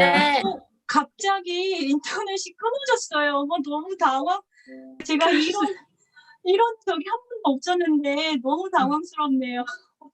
네. 어, 화면 공유 가능하세요, 지금? 네, 그러면 이어서 계속 말씀드리겠습니다. 네네네. 네네네. 네. 이 상황이. 네. 네, 어떻게 보이세요? 네, 잘 보입니다. 네, 제가 1년 반 동안 줌 수업을 했는데 이런 적이 한 번도 없었거든요. 진짜 돌발 상황이네요. 네. 네, 이거는 우리 한국어 교육에서 수업 현장에서 이런 일들이 일어나요. 이렇게 막 갑자기 뭔가 장비가 안 되거나, 네, 이렇게 저는 실제로 수업 도중에 교실에서 넘어져서 이렇게 막 피가 흐른 적도 있고 이런 돌발 상황들이 막 생길 수 있습니다. 그럴 때 교사는 당황하지 않고, 네, 아무런 일이 없는 것처럼, 네, 자연스럽게 해야 됩니다. 네. 그래서 제가 이제 그 연습 단계, 이제 3번째 단계, 이제 대화 차원으로 넘어간다는 여기서 끊겼는데요. 네, 이제 교사가 질문하고 학생이 그 질문 상황에 맞게 대답한다라는 것인데요. 우리가 이런 질문을 구성할 때도 그래서 목표 문형과 기능, 어떤 상황에서 사용하는가 이런 것들이 잘 나타나야 된다. 그리고 이제 요거는 교사 학생이 이렇게 이루어졌지만 실제로 이제 가나 이렇게 해서 이제 학습자들끼리 SS 연습도 이런 대화 구성으로 이제 연습 문제를 구성을 할 수 있습니다. 그렇게 응답 연습에서도 2가지 단계로 조금 더 구분해서 교사와 학생의 상호작용, 그 다음에 학생들끼리 상호작용 이런 것들을 이제 구성을 하시면 되겠고요. 네, 그 다음에 이제 활용 단계에서는 이제 가장 중요한 것은 연습 단계와 가장 구분이 되는 것은 학습자 중심, 과제 중심으로 이제 수행을 하게 된다. 이제 이렇게 좀 생각을 하시면 되겠습니다. 그래서 이제 보통 보면 학습자 스스로 담화를 구성. 여기는 혼자 하게 하는 것보다 이제 팀 프로젝트 여러 그룹으로 하게 한다든지 반 전체가 이렇게 같이 참여를 한다든지 이런 것들로 이제 좀 구성을 하면 더 좋습니다. 그래서 선수학습 요소, 이미 배운 문법과 단어, 표현들을 이제 잘 좀 연계해서 확대 재생산을 할 수 있는 그런 단계도 그런 것들을 사용할 수 있게 해야 되고, 그 다음에 어떤 기능의 통합적 연습을 고려한 언어 영역을 이제 지금 여기에서는 듣고 읽고 말하고 이런 영역들이 좀 다 통합될 수 있도록 이제 학습자들끼리 연습을 하다 보면 친구 말도 들어야 되고 메모도 해야 되고 막 이런 거죠, 그죠? 이런 것들을 함께 하게 되겠고요. 실제적인 상황 연습을 통해서 또 한국 사회 적응력 강화하는 그런 연습도 될 수가 있겠고, 또 학습자의 성취도 진단도 할 수 있는 그런 기능과 목표들이 있지만 실제로 배운 목표 문법을 잘 사용할 수 있도록 하는 단계입니다. 유창성을 연습하는 단계입니다. 그래서 여기 이제 과제라는 내용이 나오는데요. 이거는 보통 우리가 학생들에게 주는 숙제라는 개념이 아니고 이제 타스크라고 해서 어떤 미션을 수행하게 하는 과제 이렇게 생각을 하시면 되겠습니다. 그래서 이제 그런 학생들이 수행해야 될 과제 제시들이 또는 설명들이 적절하고 또 그 상황과 기능 이런 것들이 또 잘 사용할 수 있도록 잘 나타나 있는지 이런 것들을 좀 생각을 하시면서 구성을 해야 되고, 실제적으로 사용할 수 있는, 그래서 항상 이런 말들을 써요. 유의미한 활동, 활용 시간에 하는 과제를 보통 활동이라는 말도 쓰는데요. 유의미한 활동 자료를 교사가 만들어서 제시를 해주는 것이 필요합니다. 그래서 어느 정도 교사 학습자 중심이라면서요. 또 교사가 준비해줘요? 네, 준비해줘야 됩니다. 바운더리를 만들어줘야 되죠. 그죠? 우리가 영어 배울 때 뭐 마음대로 이야기해보세요 그러면 좀 막연할 수 있습니다. 그죠? 어떤 주제에 대해서 한번 이야기해봐라 그러면 조금 더 이렇게 접근하기가 좋아지겠죠. 그래서 우리가 배우는 목표 문법의 어떤 바운더리를 정해주는 이런 작업들을 그 활동 자료를 만들어서 이제 제시를 해주는 것이 필요합니다. 네, 그래서 다양한 활동 유형으로 구성을 하는 것이 재미있겠고, 한 시간 안에 다양한 것을 한다는 뜻은 아닙니다.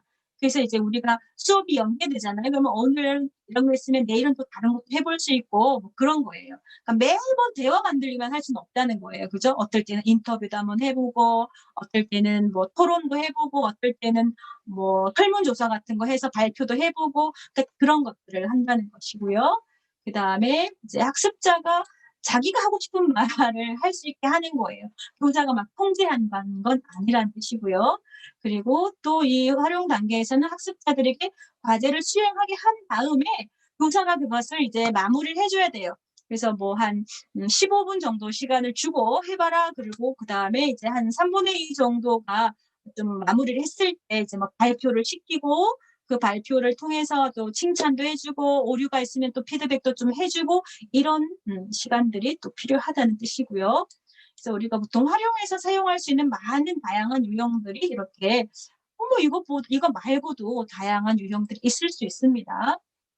네, 그리고 이제 마지막은 이제 실제로 이제 마무리 수업을 정리하는 단계입니다. 그래서 우리가 활용 단계에서 이제 학생들이 발표를 하고 교사가 칭찬하고 피드백을 하죠.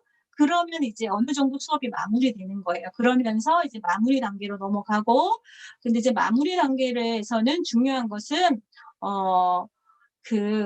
오늘 배운 목표 문법을 정말 잘 이해했는지를 확인하는 그런 단계입니다. 그렇기 때문에 새로운 내용이 부과가 되면 안 되고요. 그러면 이 오늘 배운 문법을 잘 이해했는지 어떻게 확인할 수 있는가? 역시 복습 내용을 확인하는 것과 마찬가지로 또 이제 교사의 그런 TS처럼 어떤 질문을 통해 Q를 통해서 학생들이 적절하게 대답을 잘 해내는가 그런 것들을 확인합니다. 그래서 교사는 질문을 잘해야 됩니다. 유도 질문을 아주 잘해야 그것도 그 교사의 능력 중에 하나라고 할 수 있겠습니다. 질문을 잘하는 교사, 학생들의 방향을 잘 설정할 수 있도록 질문을 잘해주는 것이 중요합니다. 그리고 이제 마무리 단계에서는 이제 이때 숙제, 뭐 워크북을 써라 아니면 활동지를 줬는데 다 정리하지 못한 게 있으면 숙제를 해라. 그리고 다음 시간에 뭘 배운다. 이런 것들을 알려주는 그런 시간입니다. 네, 그렇기 때문에 이제 주의할 점은 새로운 내용이 있으면 안 되고 그리고 이제 제시 단계에서 우리가 이제 문법적인 내용들을 설명했죠. 이런 걸 다시 반복할 필요는 없습니다. 그냥 의미 정도, 이런 의미로 이제 이렇게 사용하면 된다. 이런 걸 한번 이제 정리해 줄 필요는 있지만, 뭐, 받침이 있을 때, 받침이 없을 때, 이걸 또 설명하시는 분들이 있어요. 이제 그런 것들을 반복할 필요는 없고요. 그 다음에 이제 정리는 교사가, 아니라 학습자가 하도록 한다. 이 말이 제가 조금 전에 말씀드린 것처럼 이제 교사의 질문을 통해서 학습자가 대답할 수 있도록 이제 유도를 해준다는 뜻입니다. 그래서 오늘 배운 내용들은 이제 또 숙제로 부여하면 되고 오늘 뭐 다 이렇게 했을 때 뭐 미비한 점이 있다면 이런 부분들은 또 뭐 다음 시간에 조금 더 해주겠다 이런 이야기를 하면서 이제 마무리를 하면 되겠습니다. 그래서 제가 준비한 교환 작성 방법에 대해서는 다 설명을 드렸습니다. 실제로 이제 이론적인 부분이기 때문에 크게 와닿지 않은 우리 신입생들도 계실 테고요. 그리고 이제 4학년이나 또는 뭐 졸업자 선생님들은 이러면서 이제 다시 한번 이제 되새기면서 좀 정리되는 그런 시간이 되셨을 것 같은데요. 네, 그리고 이제 실제로 교환 작성된 내용들을 보면서 이론이 어떻게 이렇게 실제 교환에 어떻게 운영이 되었는지 구성되었는지 이런 것들을 보시면서 또 교환 그 동영상을 보시면 되겠습니다. 네, 질문사항이 많으실 것 같은데 다 메모해 두셨죠? 네. 자, 그러면 이제는 동영상을 보면 될까요, 교수님? 네, 좋습니다. 네, 잠시만요. 제가 이거 네. 이렇게 소리 공유까지는 안 되어 있어서 공유를 다시 한번 나갔다가 들어오겠습니다. 네.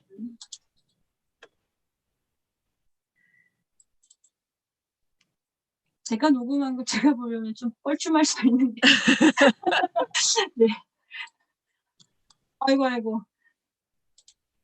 지금 아마 이 교수님께서는 이제 개론이라고 보여주셨던 1교시의 이 내용들이 처음 듣는 분들한테는 왜 굉장히 어렵게 느껴질 수 있을 것 같아요. 근데 막상 또 교환 작성해 놓으신 자료를 보면 아, 저렇게 진행하는 거구나라고 훨씬 더 구체적으로 알 수 있을 것 같아서 지금 머릿속으로 굉장히 복잡해 계실 여러 지금 특강에 참여하고 계신 127명의 여러 선생님들께서는 걱정 마시고 한번 흐름을 보셨으면 좋겠어요. 아까 말씀드린 것처럼 크게 5가지잖아요. 도입, 제시, 연습, 활용, 마무리 그 단계를 하나의 목표 문형을 어떻게 그 5단계로 물 흐르듯이 끌고 가는지 하라고 한 건 하지 말라고 했던 그런 요소들이 어떻게 적용됐는지 한번 보시면 좋을 것 같고요. 아, 네. 확실히 그 교환을 직접 작성하신 거를 보니까 이해가 더 잘 되셨을 것 같아요. 오늘 수업 해주셔서 너무 감사드리고요. 이제 학생들이 머릿속에 지금 궁금한 거 교수님께 네. 여쭤보고 싶은 게 굉장히 많을 텐데요. 자, 이제 여러분들 기회가 왔습니다. 지금 아마 4학년들 실습 시작하신 분들 다음 주에 한국어 실습 오리엔테이션이 있어서요. 지금 바짝 긴장해 계실 텐데 선생님들 궁금하신 사항 있으시면 질문해 주시죠. 이런 기회가 흔하게 오는 게 아니에요. 이렇게 친절하게 강의 교환 작성해 주신 분 많지 않으세요? 이제 4학년 분들은 실습을 하셔야 되는군요. 그렇죠. 네, 그래서 네네. 지금 교수님 막 강의 잘 들었습니다. 네네 최준호 네. 선생님 말씀하시죠. 질문하겠습니다. 네네. 네네네. 저는 한국 실습을 마쳤는데요. 교수님 아까 그 교사용 참고, 교환에 참고 자료를 넣는 것이 좋다고 그렇게 하시는데 어려면 하고 려면 이제 교사용 제약 사항하고 등등 있는데 그거를 굳이 그 교환에 넣지 않아도 되지 않을까 생각은 어떻습니까? 괜찮습니까? 네, 꼭 넣어야 된다는 뭐 규칙이 있는 건 아닙니다. 하지만 이제 교사들이 이제 그런 그 어떤 지식적인 부분들을 좀 공부를 해 둘 필요는 있잖아요. 그랬을 때 당황하면 아는 것도 기억이 나지 않을 때가 있어요. 그래서 이제 교사 자기 자신을 위해서 또는 동료 교사를 위해서 이제 그런 지식적인 부분 변별해줘야 하는 그런 좀 정보들은 좀 메모를 해 놓으면 도움이 된다는 의미에서 쓰면 좋다는 뜻이고 꼭 있어야 된다는 것은 아닙니다. 네. 예, 잘 들었습니다. 네. 그럼 그리고 불규칙이 나오는데 말입니다. 뜯다, 살다 등 있는데 앞에서 만약에 문형에서 문법 항목에서 앞에서 만약에 불규칙에 대해서 디귿 불규칙에 대해서 배우지 않았다. 그러면은 이번 시간에 디귿 불규칙이 나왔다 했을 때 거기에 대한 그 설명을 해야 됩니까? 그렇지 않으면 디귿이 없어지고 리을로 된다면 리을 그렇게만 해 끝나도 됩니까? 보통 이제 불규칙을 제시할 때는 그날 배워야 하는 뭐 목표 문법이 불규칙일 수도 있습니다. 그럴 때는 당연히 아주 이제 구체적으로 잘 풀어서 설명을 해줘야 하고, 그리고 이미 디귿 불규칙, 뭐 비읍 불규칙을 배운 상황이다. 그랬을 때는 우리가 이제 형태 정보를 설명할 때 같이 보여주는 것이 필요합니다. 네. 예, 감사합니다. 잘 이해했습니다. 네. 역시 네, 해보셔서 네, 좀 더 실제적인 질문이 나왔던 것 같습니다. 네, 선생님 3.4 확장 연습이요. 네. 거기서 예시 문제에서 한국에서 맛있는 것을 먹으려고 해요 하고 밑에 밑줄이 되어 있잖아요. 그러면 그러니까 거기서 지금 뭐뭐 으려면 뭐뭐 하려면 이거를 연습하려고 하는 거잖아요. 그러면 뒤에 말이 저희가 안 적어줘도 할 수 있어요, 학생들이? 그걸 이제 연습 단계에서 충분히 이제 문장 만들기를 하거나 또는 뭐 후행절 연습을 하거나 그럴 때 이제 연습을 시켜야 되는 거죠. 그래서 그 3.4 단계 전에 이미 이제 그런 연습이 이루어져야지 가능하죠. 그래서 보통은 후행절에 이런 표현을 많이 쓴다라는 것들을 미리 좀 알려줄 수도 있고요. 실제로 그런 의뢰면 뭐 하세요, 의뢰면 해야 해요, 이런 것들, 의뢰면 어떻게 해야 해요, 이런 질문 유형들이 좀 패턴이 있어요, 그죠? 그런 것들을 이제 그런 것들을 좀 연습을 할 때 좀 시켜줘야지 나중에 이제 그러니까 SS 학생들과의 그 자유 연습에서도 좀 더 자연스럽게 나올 수 있어요. 네. 감사합니다. 네, 오늘 강의 잘 들었습니다. 이 처음 그 강의해 주실 때 그 제약에 대해서 말씀을 해 주셨는데 교환에 들어가서는 그 뭐 주어 일치 제약이라든지 시제선말 제약 이런 것에 대해서 어떤 언급이 안 됐던 부분들이 있는 것 같은데 그러한 부분들은 어디까지 이렇게 설명을 해줘야 되고 또 어느 단계에서 제시가 돼야 되는지. 그래요. 그게 이제 뭔가 제약을 설명하는 그런 제약이 있는 문법이 나올 때마다 설명을 해야 되는데 실제로 이제 의료명 같은 것들은 그저 뭐 어떤 특별한 제약이 많이 없는데 이제 예를 들어서 뭐 으면서라는 문법을 가르친다라고 했을 때 앞에 문장과 뒤에 문장의 주어가 동일해야 된다 이런 것도 이제 설명을 해줘야 되겠죠, 그죠? 그래서 그 문법에 따라 이제 제약의 내용들은 달라집니다. 그래서 뭐 이후에 아어여서 같은 경우에는 뭐 그 과거를 사용할 수 없는 제약이 있고 또 문장 유형의 그런 제약들이 있잖아요. 그런 것처럼 문법에 따라서 이렇게 제약 설명이 달라지는데 그것은 보통 형태 정보를 설명한 다음에 제시 단계에서 뭐 받침 유무에 따라 이 형태들을 설명한 다음에 그 다음에 제약 설명이 들어가면 좋습니다. 네. 네, 답변이 감사합니다. 됐나요? 네, 네. 하나만 더 질문할게요. 네, 근데 네네. 선생님 얼굴이 왜 안 나타나죠? 죄송합니다. 지금 제가 몰골이 안 좋아서 제가 화면을 켤 수가 네. 없습니다. 죄송합니다. 아, 네. 이 어려면에 대해서 보니까 우리 그 허영 교수님 교재를 보니까 중급으로 나와 있던데 선생님께서는 초급으로 이렇게 소개를 해주셨던데 이런 뭐랄까 해야 되나 단계는 어떻게 결정을 하고 그 단계는 주로 그 기관에서 사용하는 교재에 의해서. 네, 주로 뭐 우리가 이제 기본적으로 초급 항목이다, 중급 항목이다 이런 것들이 이제 토픽 시험 관련해서 이런 것들이 등급이 좀 뭐 이렇게 나누어져 있기도 하지만 실제로 그 대학교의 그 기간에 따라 이제 그런 것들이 조금은 조정이 되거든요. 그래서 제가 이제 2급에서 사용했다는 의미는 제가 사용하는 그 학교의 교재가 2급에 그 의료면이 이제 나오기 때문에 이제 2급으로 했습니다. 그거는 기간에 따라 다르게 적용될 수 있습니다. 네, 감사합니다. 네, 이용범 선생님이셨군요. 네. 네. 네, 또 질문들 하시죠. 네, 교수님. 저는 사실 각 기관마다 다 사용하는 교재가 대부분 거의 정해져 있어서 우리가 왜 이 교환 작성을 이제 이미 교재가 다 있는데 해야 될까라고 처음에 생각을 하면서 이제 이 수업을 들었는데 이제 교수님께서 그 학생들에게 유의미한 문장으로 그 교환을 구성을 한다라는 그 말씀을 해주셔서 이렇게 하면 학생들의 학습 효율이 훨씬 올라가겠구나. 되게 굉장히 뭐랄까 섬세하면서도 학습 효율을 높일 수 있는 방법이다라고 지금 아주 확 와닿았습니다. 근데 이제 다시 돌아가 보면 실제로 교재가 있는데도 저희가 그 실제 수업에서 이렇게 교환을 만들어서 사용해야 될 때가 있을까요? 굉장히 중요한 질문을 하셨는데요. 네. 교재가 있으면 교환을 작성하지 않아도 된다?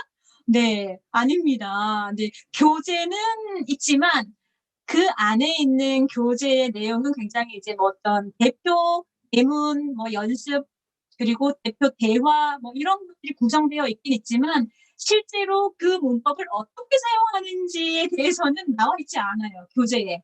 그렇기 때문에 그 문법을 어떻게 사용하는지 이제 우리가 교원 작성을 해서 가르치고 연습시켜서 마지막에 교재의 내용으로 돌아갑니다. 그러면 이제 교재를 좀 완벽하게 이해할 수 있게 되고 실제로 나가서도 이제 교재에 있는 내용들과 비슷하게 이제 사용을 하게 되는 것이죠. 그러니까 교재는 우리의 수업 방향을 잡아주는 어떤 가이드라인이라고 한다면 반드시 그 구체적인 어떤 행동 양식, 어떤 방법들이 교환을 통해서 이제 기술이 되고 현실화되어야 됩니다. 반드시 교환이 있어야 되죠. 제가 이제 왜 이런 생각을 했냐 하면 네. 그 제시되는 이제 그 교재들에서도 이제 뭐 도입 제시, 뭐 연습 활용 이런 부분들이 다 나뉘어져 있고 이제 정해진 수업 시간 내에 그 교재에서 이제 제시된 그 내용을 다루더라도 수업 시간이 이제 한정돼 있기 때문에 다 찰 것 같은데 그래서 이제 한번 여쭤봤어요. 그래서 보통은 이제 그 연습이나 뭐 그럴 때는 교재에 있는 내용 연습들을 활용을 하시면 됩니다. 제가 보여드린 것은 각 수업 단계에 맞게 교재가 없다면 네, 요렇게 교사가 연습 문제를 만들어야 되고 교재가 있다면 교재를 활용하시면 되죠. 그래서 보통 1시간 50분에 문법 하나 활용까지 하는 요런 걸 이제 구성을 하셔야 됩니다.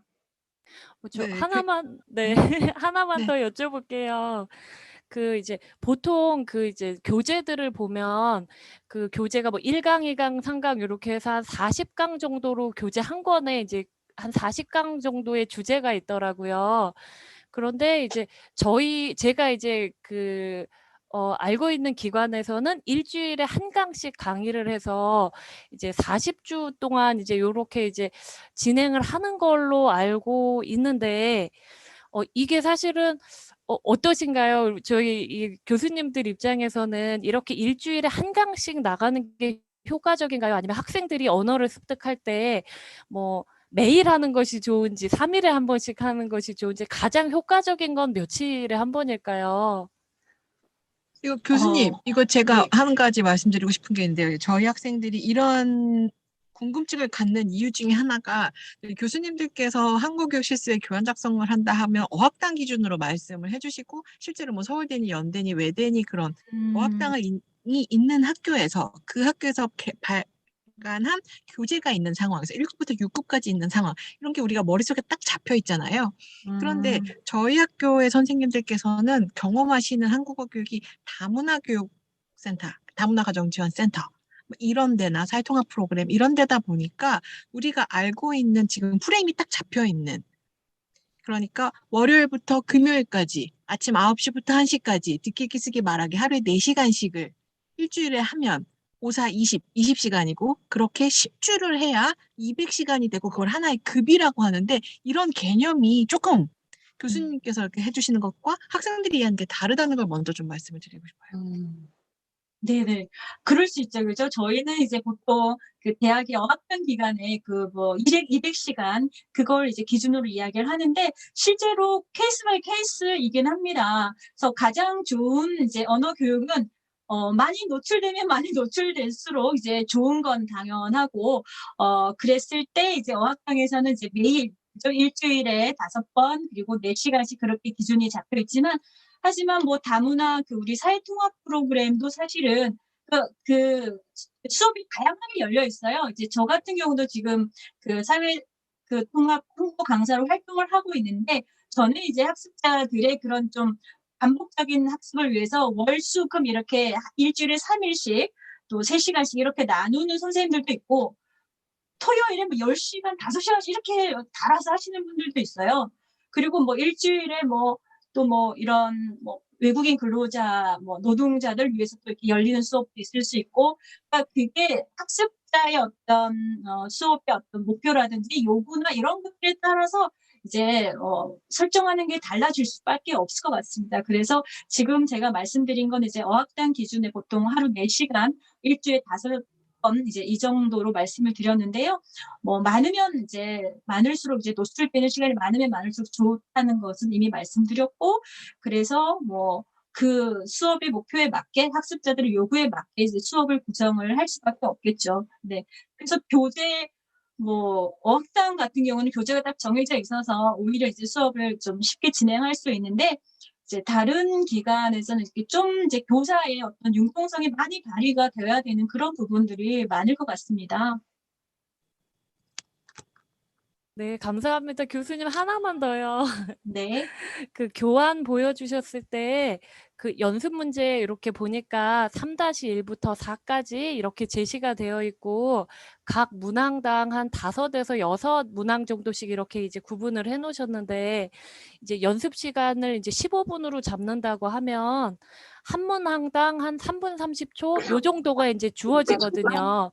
근데 이게 이제 학생 간에 이제 서로 연습을 한다거나 하면은 그러니까 요런 그 문항당 주어지는 이 학생들의 연습 시간에 이 스피드를 의도하신 건지 이게 가장 이제 그 연습하기에 좋은 시간 배정이었는지 요런 의도하신 스피드였는지 좀 궁금해요. 네, 각 단계별 우리가 보통 이제 뭐 10분에서 15분 정도 연습을 이제 시간을 잡잖아요. 그랬을 때 이제 교사가 그 시간 관리를 잘해야 됩니다. 그건 내가 다 해놓고 이제 좀 스피드 있게 진행을 하지 않으면 준비함을 못할 수 있거든요. 그리고 또 너무 빨리 진행을 하면 또 다른 연습을 해야 됩니다. 만약에 이게 뭐 경력이 많고 연륜이 많은 교사들 이런 것들이 이제 당겼다 들였다 할 수 있는 능력들이 되지만 신입 선생님들은 막 교원 작성하는 대로 하다 보면 시간 관리가 안 될 수도 있어요. 그래서 이렇게 막 연습 단계가 이렇게 4단계로 나누어져 있지만 그걸 그 각 단계가 동일한 시간 배분은 아니에요. 그래서 빨리 끝낼 수 있는 것들은 빨리 하고 시간이 더 필요한 것들은 또 충분히 시간을 가지고 그래서 어느 정도 계산을 하면서 이제 진행을 하셔야 돼요. 그렇기 때문에 이거는 몇 분 이렇게 딱딱 정해서 말씀드리기는 굉장히 어렵습니다. 그래서 이제 교태 연습도 좀 빨리 할 수 있다면 빨리빨리 하면서 또 학생들이 다 할 때까지 기다려주지 못할 수도 있어요. 시간 관리상. 그러면 이제 좀 빨리 한 학생들부터 좀 하게 하고 또 이제 다른 학생들에게 못한 학생 또 다른 기회를 주고 뭔가 이렇게 그 상황을 보면서 이제 운영을 해야 될 것 같습니다. 그래서 교사의 어떤 그 운영하는 그런 뭐 경험과 연륜 이런 것들이 사실 많이 필요하긴 합니다. 그 시간 안에 잘 운영하기. 네, 네, 이지연 선생님 감사합니다. 네, 질문 되게 꼼꼼하시네요. 아이고. 네, 감사합니다. 또 다른 분들 질문 있으신가요? 질문이 굉장히 많으실 것 같은데. 없으시면 벌써 2시간 됐기 때문에 손지훈 교수님 이제 쉬시러 가시라고 말씀드릴게요. 빨리. 네. 질문 없으신가요? 아무도 다음 주에 있으니까 알겠습니다. 오늘 네, 못했던 질문들은 네, 또 잘 메모해 두셨다가 다음 주에 또 질문해 주셔도 됩니다. 알겠습니다. 교수님, 그러면 교수님께서는 저는 잠깐 학생들하고 간담회를 할게요. 아, 늦은 다음- 시간까지. 네, 그 다음 주에 저희가 8시부터 시작할 거고 교수님께서는 8시 반 정도에 입장을 해주시면 질의응답 받아주시면 될 것 같아요. 네, 네, 알겠습니다. 오늘 고생 정말 많으셨습니다. 네, 감사드립니다. 밤늦게까지 감사합니다. 네, 고맙습니다. 감사합니다. 감사합니다. 네, 수고 많이 들어가세요. 하셨습니다. 수고하셨습니다. 감사합니다. 자, 여러분 안녕하세요. 다 이제 저희 학과 학생들끼리만 모였는데 이지연 선생님은 한국 교육 경력이 있으신가요? 몇 학기이신가요, 지금? 저는 3학년 편입했고 아직 교육 경력이 없습니다. 근데 굉장히 오늘 날카롭게 잘 들으셨네요. 오늘 중요한 질문 많이 하셔서 다른 분들께도 도움 많이 됐을 것 같고요. 자, 제가 이제 그 어떤 특강을 듣건 간에 제가 항상 1분 마무리라는 거를 해요. 이걸 수업을 잘 들었다? 그러면 그것들 한번 자기의 말로 표현해보는 그런 정리하는 시간을 갖는 게 굉장히 중요해서 그렇게 하려고 하는데요. 자, 아까 말씀드렸던 기프티콘도 드려야 하고 짧은 시간에 한번 여쭤볼게요. 자, 1번 도입할 때 절대로 하지 말아야 될 것에 대해서 강조를 하셨어요. 어떤 게 도입에서 가장 중요할까요?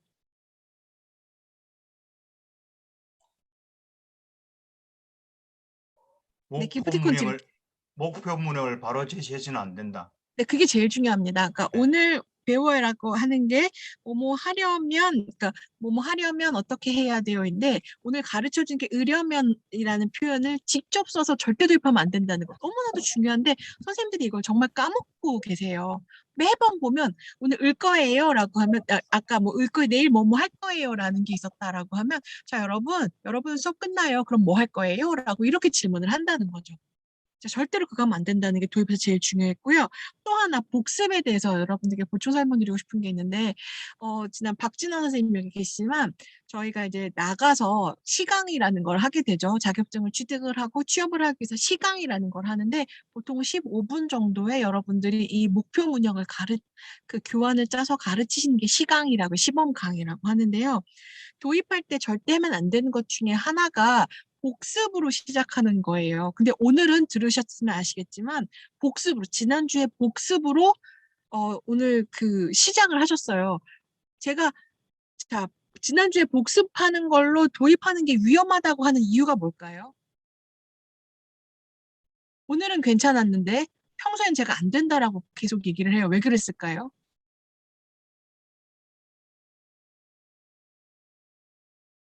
여러분들이 지난주에 뭘 배웠다라고 하면 그 배운 거를 학생들한테 와서 바로 도입을 하더라는 거죠. 시강할 때.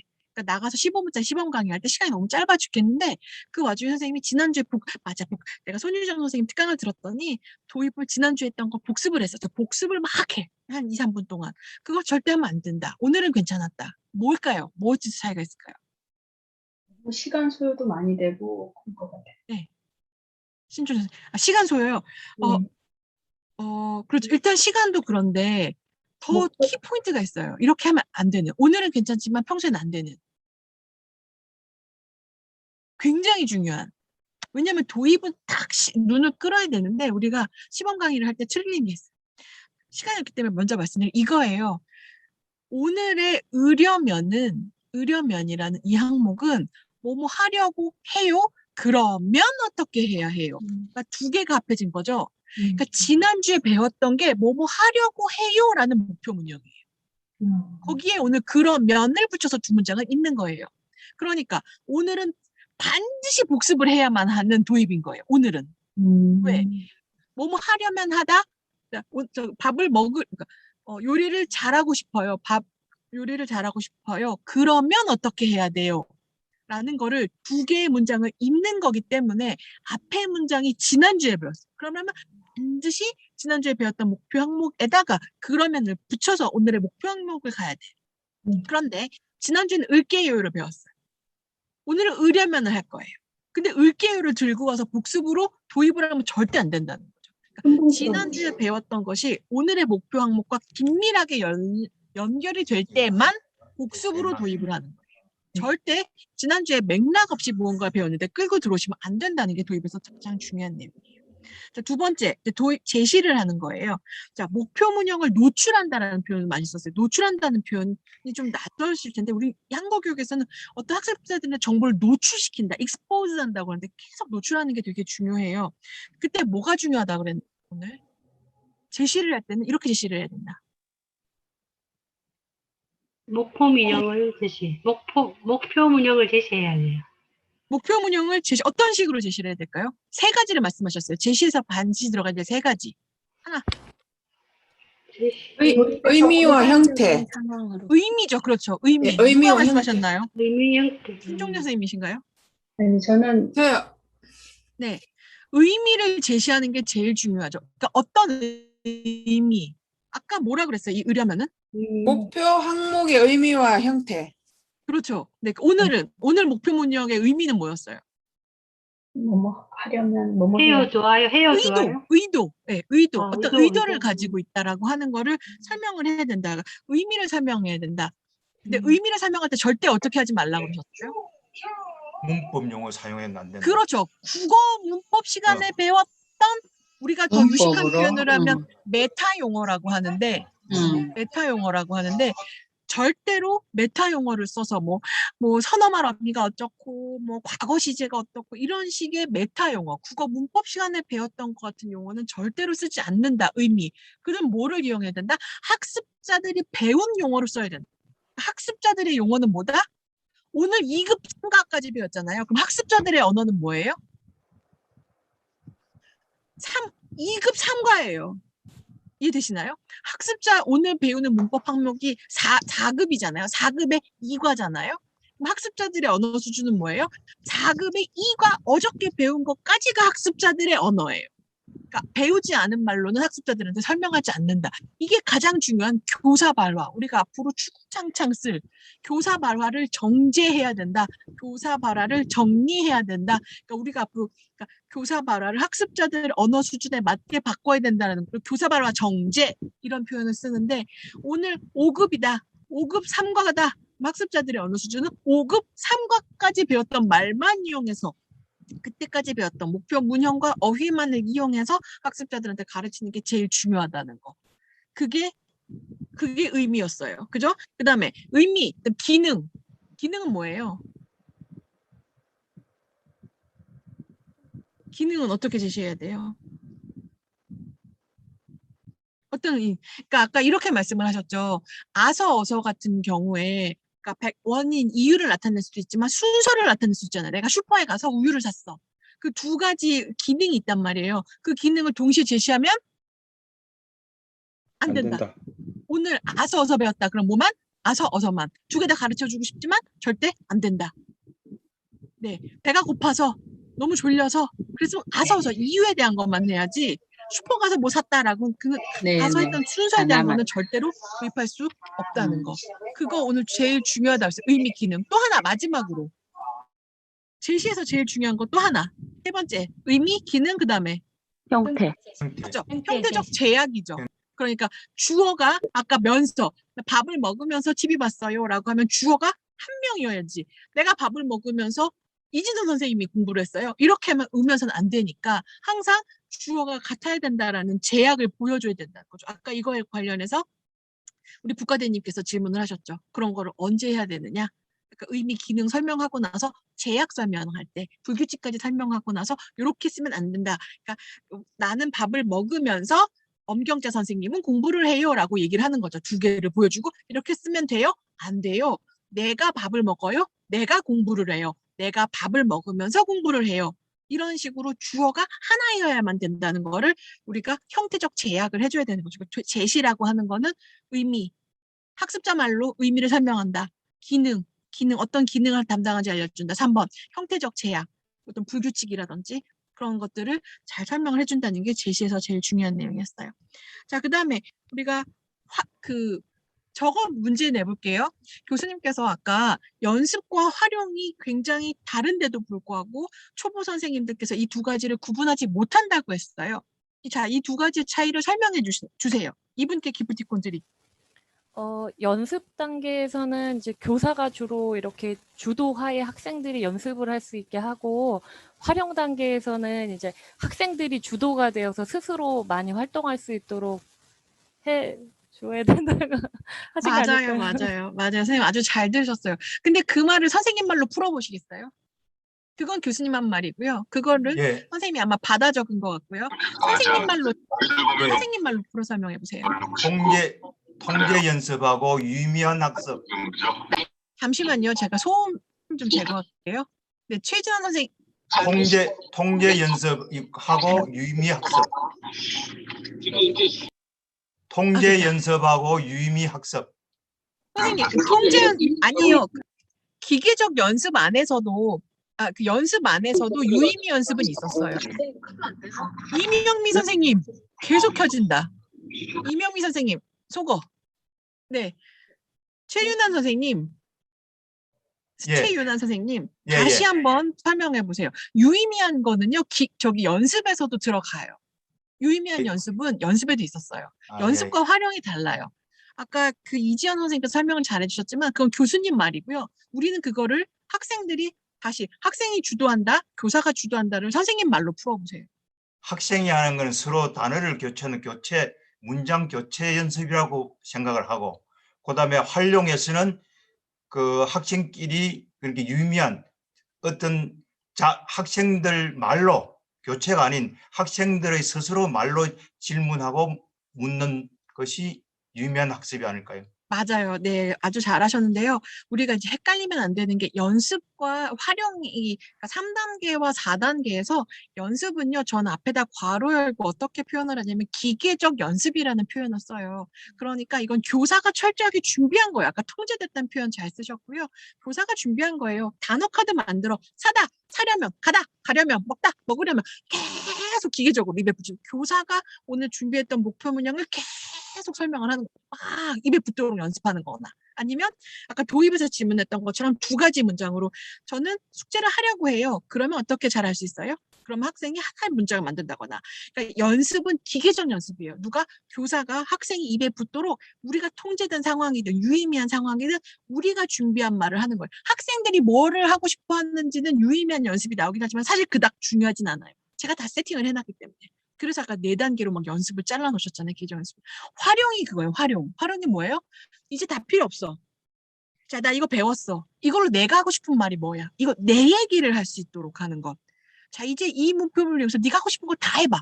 그런 것들을 의뢰면이라는 활동을 통해서 가장 교사가 잘 보여줄 수 있는 과제, 액티비티, 그걸 주는 게 유의미한 연습이에요. 그러니까 기계적 연습은 교사가 철저하게 준비해서 내가 하라는 대로 하게 한다. 연습은 학생들이 자기네가 내재화시킨 거를 유의미한 활동, 내가 하고 싶은 말, 교사가 시켜서 나는 자전거를 안 좋아해. 자전거를 잘 타려면 어떻게 해야 돼요? 난 자전거 타고 싶지 않아. 나 햇빛 노출되는 거 싫어. 근데도 해야 돼요. 연습에서는. 유의미한 연습에서는 안 할 수 있다는 거죠.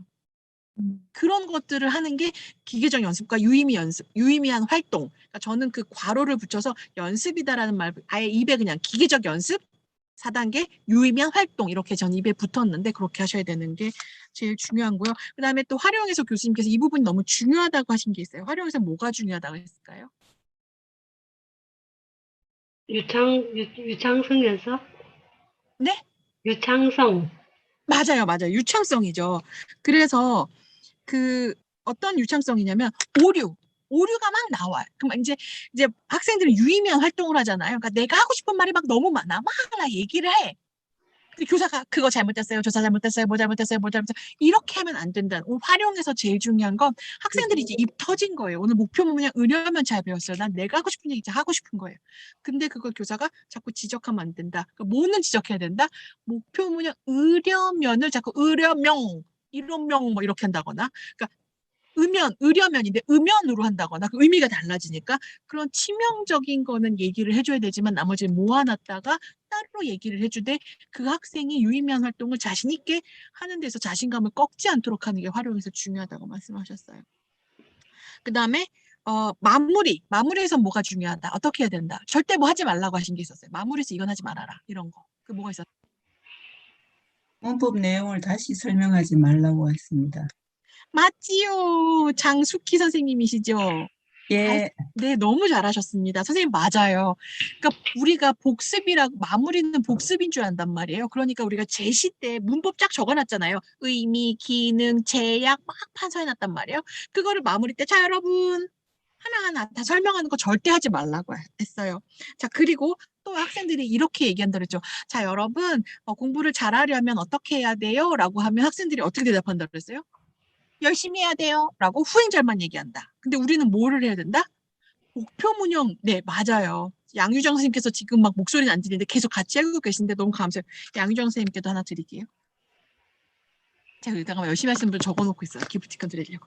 네, 맞아요. 그래서 아까 말씀하신 것처럼 학생들이 이제 막 입에 붙었으니까 딱 이렇게 보고 막 선생님이 질문하면 나 이제 의뢰만 알아. 그러니까 뒤에만 막 얘기해.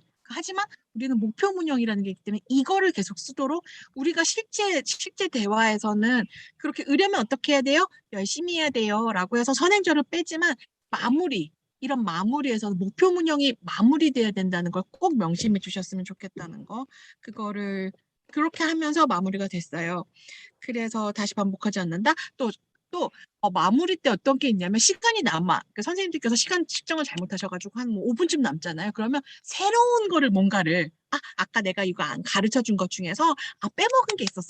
내가 또 아니면 뭐 목표 문형 정리해놨잖아요. 내가 좀 새로운 거 가르쳐 줘야지. 안 돼. 그 마무리에서 절대 안 되는 게 새로운 내용을 도입하는 거고요. 그다음에 여러분들이 나중에 과제 하실 때도 보면 과제 리포트 내시잖아요. 그럼 서론, 본론, 결론이 있죠. 결론에서 새로운 얘기 쓰시는 분들 계세요. 결론은요. 앞에서 했던 얘기의 요약이에요. 절대로 새로운 내용이 들어가서는 안 돼요. 마찬가지로 교환에서도 마무리는 절대 시간이 남는다 하더라도 새로운 얘기를 도입하시면 안 된다는 거. 그게 가장 중요한 내용입니다. 자, 저는 항상 어떤 특강이든 뭐든 들으면 제 말로 이렇게 정리를 하고 1분 노트를 해 버릇해요. 아까도 이지연 선생님 굉장히 잘해 주셨지만 오늘 이걸 끊고 여러분들은 저랑 빠이빠이 하고도 잠깐 1분 정도 남으셔서 도입, 제시, 연습, 활용, 마무리. 오늘 나 이거 5개 배웠구나. 이 중에서 꼭 해야 되는 것과 꼭 하지 말아야 되는 거를 딱 1분 반 정리하고 주무세요. 하늘과 땅 차이가 됩니다. 자기 말로 표현한다는 것. 이게 지식을 내재화하는 건데요. 자, 여기까지 질문을 제가 말씀을 드렸어요. 근데 앞으로 교환 작성에 대해서 궁금한 거는요. 다음 주, 다다음 주 계속 열려 있기 때문에 오늘은 너무 시간 많이 잡지 않으려고 하고요. 한 분만 또 질문 궁금하신 거 있으신 분 있으시면 한 분께만 기회를 드려볼게요.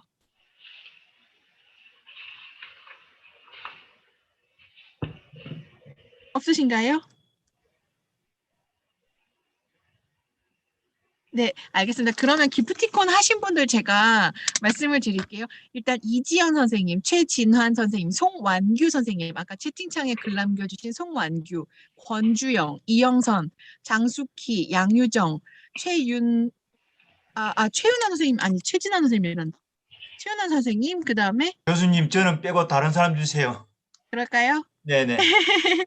네, 이용범 선생님 질문해 주셨고요. 그러면 오늘 한 장이 남는데 요 분들 빼놓고